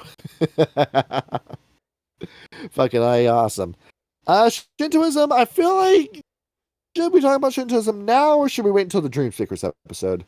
Well, I mean, is it more in tune with the Dream Speakers or with the Akashics? It's more animistic because it focuses more on spirits. Then probably Dream Speakers. I'd say that yeah, we should hold focus off on until Taoism Dream because Taoism because we discussed that a bit in the video. Yeah, the Tao. There it is. Shinto is, I mean, the Akashics and Revives being more of a political group than a single tradition, considered to have a lot of, a decent amount of Shintos in their ranks. Yeah, but like Shintoism formed between a union between the Akashics and the Dream Speakers, where they combined their ideas together, and then that made Shintoism. But given that Shintos are brought up as a character concept in Dream Speakers, I think we should probably save it for the Dream Speakers episode. Yeah, looking at what we get. So yeah, we got the Tao and the Tao. We got the Yin and the Yang. Good and evil cannot exist without each other. That for everything that exists, there is an antithesis that goes along with it. I understood Taoism better through reading Carl Jung and his idea of the antithesis. You know, books like Aeon and stuff like that. Where if a concept exists, then the reverse of it has to also be true, which is where Taoism comes into play. It's understanding this principle that eventually leads to your enlightenment amongst the Akashic Brotherhood. This has never really struck me as a religion, more like a philosophy, more than anything else. Celeste, what do you think about Taoism? I think Taoism also sometimes lends into this idea of building a foundational energy that can be like blossomed into some kind of golden core. Right. Through becoming one with the world around you and centering your place within the universe, you can reach enlightenment. Then, take a look at Confucianism. Who's next? Now, Confucius, I have read. I have gone to what he wrote about. This is more of a political commentator than a religious philosopher, in my opinion. But his whole belief is, like I was saying before with the Buddhist section, Confucius believes that through living a right way, which is a very traditionalist, reverent kind of life, very pious kind of life towards the society that you live in, is ultimately what's going to lead to your enlightenment. If you become a righteous man you become a righteous man by doing what your society has deemed is righteous, which around the time was a bunch of old dynasty traditions that the dynasty that he was a part of, which was basically getting dismantled at the time. Yeah, I think it was the Ming Dynasty that he was a part of, which was just corrupt as fucking shit around that time because You had a massive aristocratic divide in China around that time.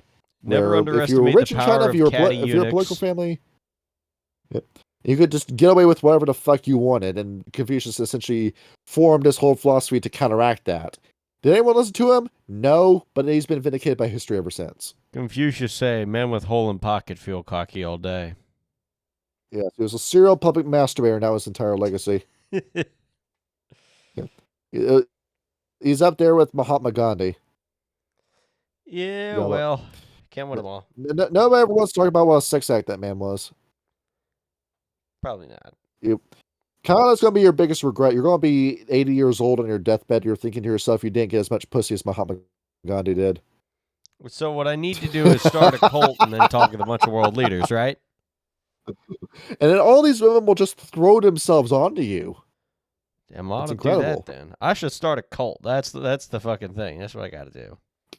Kyle, we need to go to Minneapolis and pretend to be left wingers. I don't know about that. And- I feel like we might And get the shot women if will we come do to that. us. No, we just gotta wear the chameleon skin. It'll be as easy as and that. also, isn't that kind of predatory? Well, yeah, we're evil, but let's not tell anybody about You're that. evil. I'm not.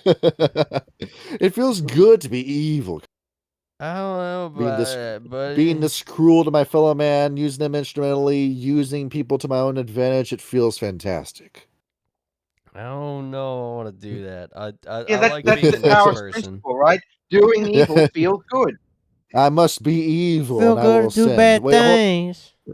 Well, hold on, man. This ain't the Akashic Brotherhood. This is Nafandi. Oh yeah. Well, it's I'm already in different too now. deep. I can't get out of it. Yep. Okay. I think we need to end there if that's the case. Now we also go into Sikhism. Oh now. yeah, you're right. Okay. Where the Sikhism believes and it stresses that all are equal no matter what caste or religion you're a part of. We're all equal people. We're all made under God, and that we all need to respect and love one another. Does that sound like Christianity? No, it's an entirely different religion called Sikhism. It sounds like But it's Christianity. It is, but they don't have a Christ figure. Oh, okay. Yeah.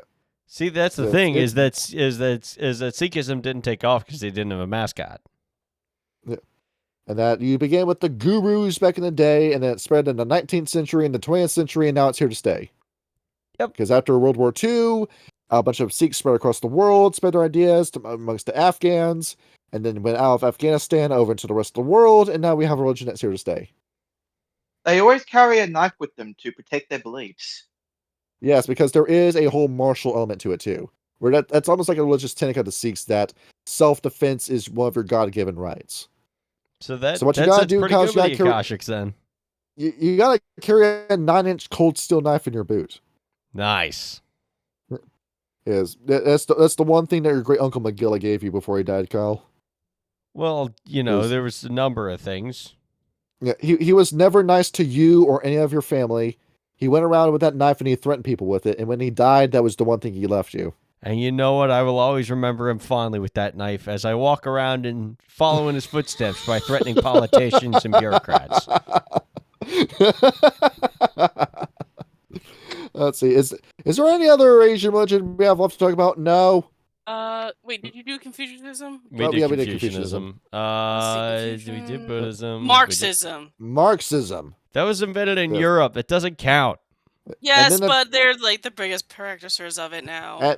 And then the Chinese took it and they perfected it so no man could best him in the ring of honor. And they brought 2 of every animal with them and he herded them onto a boat. And they he made beat them the share crap everything. out of every single one. And they made them share all of their money with each other. And that's And why from that anytime day there's a bunch forward, of animals anytime a together bunch in of one animals place, were it's called together in a one zoo. place, it's called a zoo. Unless it's a Zoo. farm. Do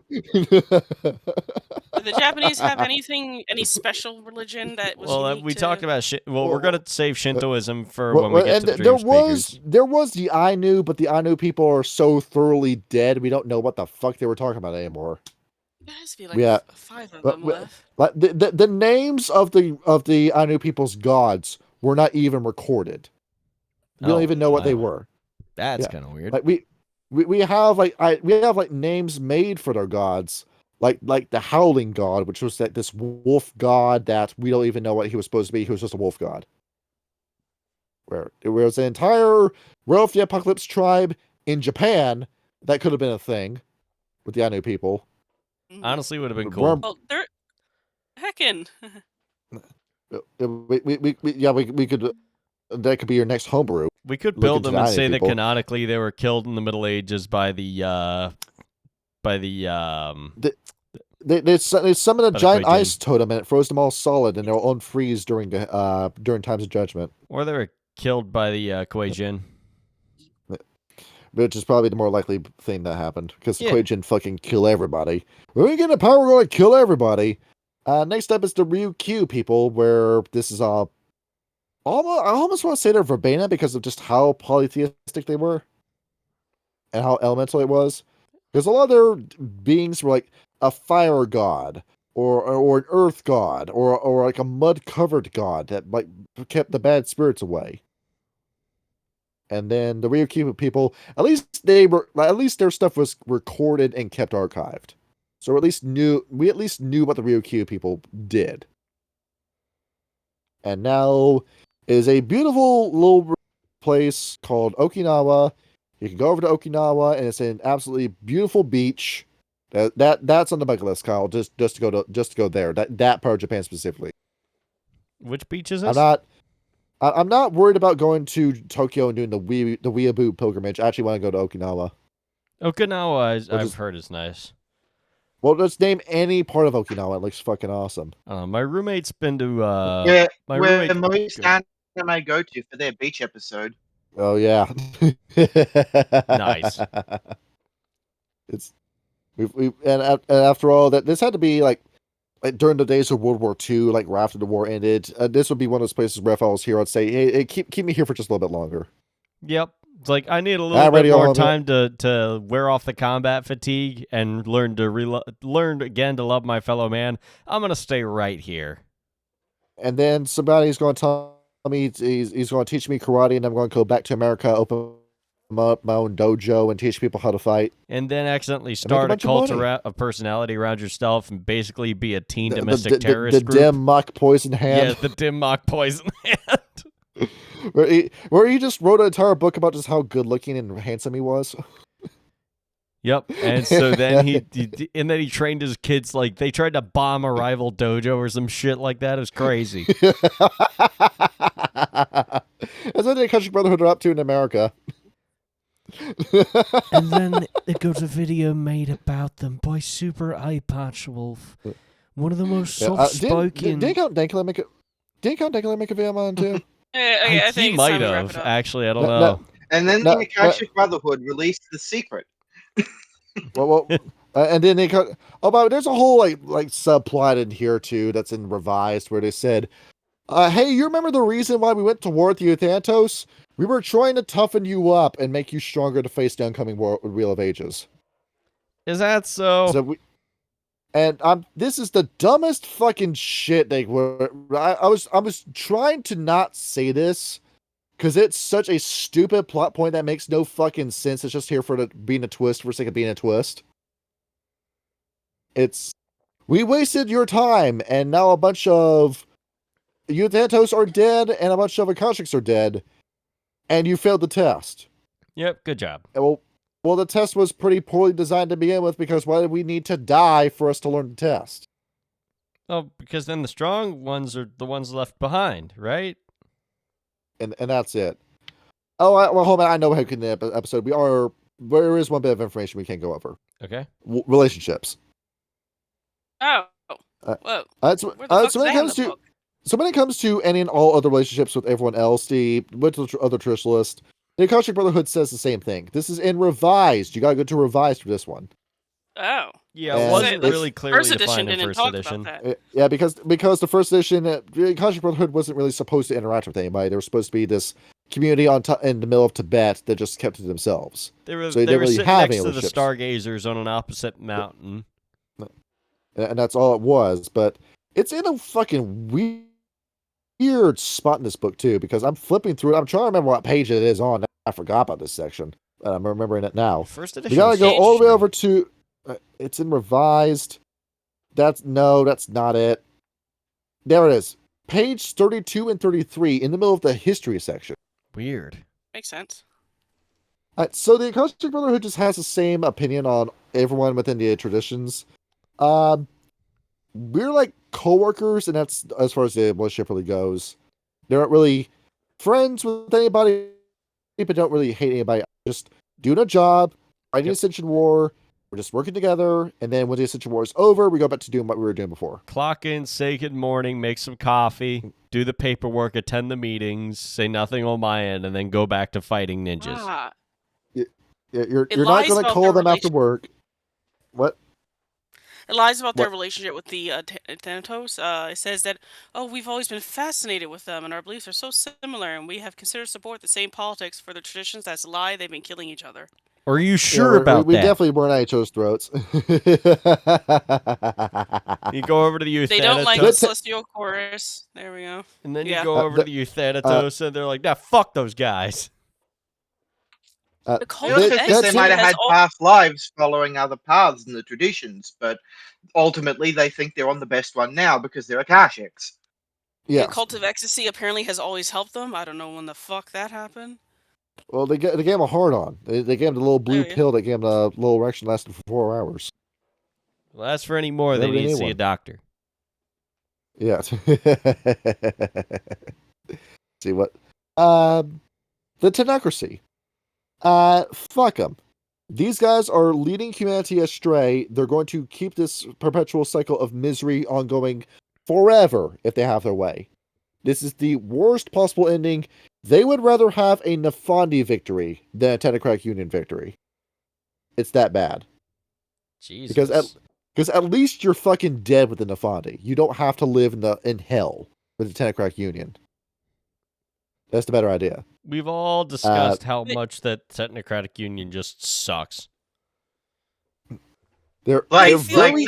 it just this hell where nobody can spiritually advance anymore is what they dread there. Yeah, it's just going to be like a massive crutch where humanity is going to peak and then goes nowhere. Yep. And that's it. Howler, you got an idea? They don't like the imbued hunters because they have power without discipline. Yeah, they look at the imbued hunters and they say, we like that you're killing the Kuei Jin, but you're also trying to kill us too? You're technically the one Sean reborn. Why do you hate us? Why are you doing this? It depends on the imbued hunter. The orphans, or basically just anyone who's a hollow one. The Akashic Brotherhood are waiting for them to pull up their pants and realize that the Akashic Brotherhood is right, so they can just join the Akashic Brotherhood instead. It's an arrogant exception. Yeah, like get this towel, use it to wipe the makeup off your face, that goth shit off of your face, and just come over to our schools. We're going to tell you how this is supposed to be done. Grow up, hollow ones. Yep. Basically. The other ones tell them to fuck off. Let's see. Kuei Jin and other vampires. Fuck them. Yep. Kill them. Do not have anything to do with them. The minute you see them, give them final death. Do not engage with them. Do not communicate with them. Don't listen to anything they have to offer you. They're going to kill you. There's nothing positive in any sort of interaction you could ever have with a Kuei Jin. Or a Canine, for that matter. That includes the Ravnos. Well, they did kind of fuck up everybody's avatar in the Week of Nightmares, so... Yes, it's specifically because of the Week of Nightmares that ruined their relationship with the Ravnos. The Hinge Yokai. They want to like the changing breeds, but the changing breeds get very grabby when a cairn is involved, or in the Mage's case, a node, which is where a changing breed wants to build a cairn, because it is very easy to open up a cairn on top of a node. There's also a massive well for Gnosis. Yes. There is one group that they get along with no disputes whatsoever, the Stargazers. Well, yeah, because the Stargazers suck. You remember how I told you, Kyle, that the Uktena are on the verge of almost absorbing the Dreamseekers by this point? Well, I mean, they kind of have to. That the Uktena and the Dreamseekers... The Uktena and the Dreamseekers do the same thing, but the Uktena just do the thing the Dreamseekers do, but better in every way. Nice. I don't think that'll ever happen, because at the end of the day, werewolves don't treat non-kinfolk as equals. And mages are always going to swear by their independence and individuality. Mm-hmm. Which is... But by this point, it's the reverse with the Akashic Brotherhood, because the Akashic Brotherhood is about to absorb the Stargazers by this point. Just look at the Stargazers, they're thinking that the Stargazers can actually fight the Kuei-jin on even footing until a Bodhisattva gets involved, but we'll talk about that during the Kuei-jin video. And the Stargazers can hold their own footing, they just need motivation. Given that the Stargazers have just collectively taken the black pill and are just waiting for the world to end. Yep, basically, Where- which is why they suck. Now, I like the Stargazers because they do have a lot of knowledge on enigmas. Actually did solve a lot of puzzles about the cosmology, but their accomplishments do stop there. Page 27 is religions in the Brotherhood. I'll get to you in just a minute on that. Ghosts. Do not engage in necromancy. Do not do it. Nothing good is ever going to come from interacting with ghosts. Do not engage in that. Just leave that alone. And I was talking with Slouista about this before. This was funny. The Hussein and the Changelings. The Hussein are basically the Eastern Changelings, like Tanuki and Kitsune.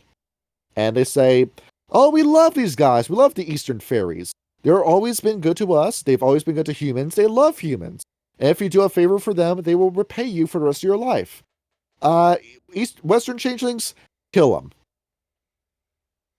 The minute you come across a Western Changeling, wrap your hands around their necks and strangle them to death. Really? Do not That's give how these. you're gonna die. Yeah. Do not give them anything. And that's because in Western fairy tales, Kyle, how many times does it involve a fairy screwing over human over? Pretty much every single time, yeah. This is why they fucking hate the changelings. But by this point, they're looking over at banality and saying, oh, banality in America and Europe, go ahead and die. We got fairies over here in the East Asia that deserve their lives. Damn. Pretty hardcore about just that. go ahead and let banality kill them all. At this rate. And you said it was page 27 when I start talking about religion? Alright, so religious perspectives. Yes, Oh 27. yeah, we forgot about Jainism. I've never Which even heard of that. I couldn't even tell you what that is. Yeah. Let's find out what it is together, everybody. It's called Yeah. Jainism? So Jainism, also called Jain Dharma, is an Indian religion which teaches a path towards spiritual purity and enlightenment through disciplined non-violence to all living creatures. The tradition is spiritually guided by 24 Ford makers, supreme teachers who have conquered the cycle of rebirth and attained omniscience. The core of Jain philosophy is established on 3 ethical pillars: non-violence, non-absolutionism, and non-possession. Well, ultimately, spiritual goal of I have heard before. These are the guys that wear face masks to avoid hurting insects. And they still use the swastika today. Yeah. Yeah, this But is like where the it comes from. The traditional Nazis stole it from them. Buddhist version of the swastika, not like the Noto-German version of the swastika. Yeah, this is where like the actual we're using this for a righteous purpose. Swastika comes from. That's a loaded sentencing. statement right there, my man. The master of the mixed message. Phrasing. Yeah. Oh, god damn it. Yeah. We kind of fucked it there, didn't we? So yes, righteousness. It's Oh, ultimately jeez. like there are 3 poisons to the world. It will for ignorance, attachment, and refusing to admit that you're wrong is what poisons the human mind. You need to recognize what that is and get away from that, and then you can live a more righteous life. That makes To my sense. understanding, at the very least. So once again, it falls along the lines of like Taoism and Confucianism. Just live a good, righteous life filled with traditions, and you'll eventually become a good person. Yep, easy peasy. And Shinto's in the book. Let's wait until the dream speakers for that shit. It's got more to do with spiritualism than anything else. Yep. Why is Christianity in this, by the way? Because That's- Asia has the fastest growing Christian population right now. Isn't Asia? And China's Mhm. not happy about that. No, And they're saying not. within the Akashic Brotherhood, Christianity is the biggest growing religion inside the Akashic Brotherhood. The Christianity numbers in It's still small, Japan. but yes. Oh, not in Japan. Let me tell you that. in Japan. It's 2%. It's bigger than I thought it was going to be. Holy shit! I thought it was 1 last. It doubled. It was 1 Yes. last time. Quite It's a bit of increasing. people. It's because all the old fucks in Japan are dying. We're running out of Shintoists. Or Shintoism isn't even the major religion of Japan anymore. It's Buddhism. It's kind of surprising me that Shintoism is still practiced today. A lot of Japan follows a two faith kind of system where they Yes. where they'll go to Shintoism for weddings and they'll go to Buddhism for funerals. Oh, a Japanese wedding looks so cool. It looks so cool. And take a look at this. I'm now distracting myself by looking at pictures of Japanese weddings. You got that awesome looking headdress. Ah, man. Silent Hill F was an awesome game. I have not played it. An interesting thing about the Shinto priests that they won't touch the dead. There's no Shinto ceremonies for the dead because that's impure. They don't. Oh yeah, and you burn the body too. You don't bury somebody alive. They only cremate? bury alive. There was a separate cast of people who handled dead bodies. You cremate the body, which is why, Kyle, whenever you see a cemetery in Japanese anime, why it's so fucking cramped. It's because they're all just ashes. Yes. That makes you sense. could save all the space. And meanwhile, we have entire cemeteries in America, which is land that you can't develop. Oh my god, I can't pronounce this. Karim. Where are you looking? Burakumin. They're the people who would handle the dead in Japan. I'm just spell it one more time. Hold up. I'm just putting it in the fucking. There we go. But Burakumin, is that what you're saying? Yeah, there we go. Yeah, the Burakumin. And they are still discriminated to this day. Some companies have lists of people who are descendant of these to make sure they can't get a job. That's kind of crazy. Your great ancestors touch a dead body, so you cannot have a job. And which is a sentiment that's starting to fade away because Japan's way of life is now on the verge of fucking collapsing because they don't have enough young people to keep their nation going. It's all the fault of the old fucks that continue to live. And now the first female prime minister of Japan has been elected, and her first order of business is we're going to bring in a shitload of people from India to work at the jobs that nobody wants to do. Oh, because that works so well for everybody else. Is that woman's name Vivek Ramaswamy? I don't know, but there was immediately public outcry because none of them were respecting their culture. Yeah, right now they're focusing on Islam, but they don't want any of the immigrants. Because they're fucking pissed as hell that Islam is trying to come into Japan. Yep. Oh yeah, Islam doesn't. Okay, let's change this before this goes to before this goes off the rails. We talked about the Epstein files at the start of the episode. How far can we go? That's true. Yeah, I think we're done here. I think it's time to go now. Yeah, I think we need to go. We are now actually out of content in the Akashic Brotherhood episode. We got nothing else. All right. Yeah, play Mortal Kombat with mages. It's cool. Because I feel like if I am to be a player in a Mage Ascension game, it's this or the Akashic or either the Akashic Brotherhood or the Cult of Ecstasy would be what I play as. Yeah. I had an idea for an ecstatic, but he might come into Miami. He might show up in LA. It all depends. He's going to show up. He's going to smoke crack. Well, no, he's going to be like some. Follow the path of non-violence as a mage. Yeah, maybe. just decide to never hurt anody. The only lament is I had a whole introduction planned for him, but it requires copyrighted music, and it makes me sad. Kyle, you just bring in a mage version of Hunter Biden? No. He's going to be British, basically. He ascended by going into a sensory deprivation chamber, smoking crack and masturbating. I don't know about that. I'm probably not going to do that. And I gave him magic. I don't know. Hunter Biden as an ecstatic mage would be kind of hilarious. His dad's a fucking syndicate archmage. He decides to join the Cult of Ecstasy. Yeah, you saw that whole spoken word dissertation he was giving that interview about the benefits of smoking crack. I did not, but that sounds like something he'd do. He claimed that smoking crack was healthier than doing cocaine. Yeah, I don't know about that. And that there were medical benefits to smoking crack too. I No, you ain't. no, I'm. You saw during his presidency that the whole like government distributed crack pipes were going to be a thing. That would have been And then it got shut hilarious, but it never did come to If- fruition. Kyle, that would have made your pandemic days so much better. You're at home, stuck in a lockdown. All of a sudden, you get your package from Uncle Sam. It's your crack pipe. I mean, I had beer, so I was fine. Guys, this isn't anymore. We gotta Yeah, go. okay, no, we need to end the episode. Good night, everybody.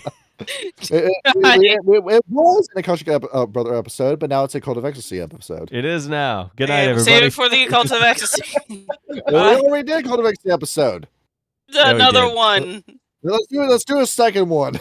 Let's go. Got Let's 30 go. minutes to kill. We could probably get through it. Come back in our Cult of Ecstasy video sequel. We will smoke crack on camera and ascend on camera. No, we will not. Okay, let's go. Yep. Good night, everybody. GN.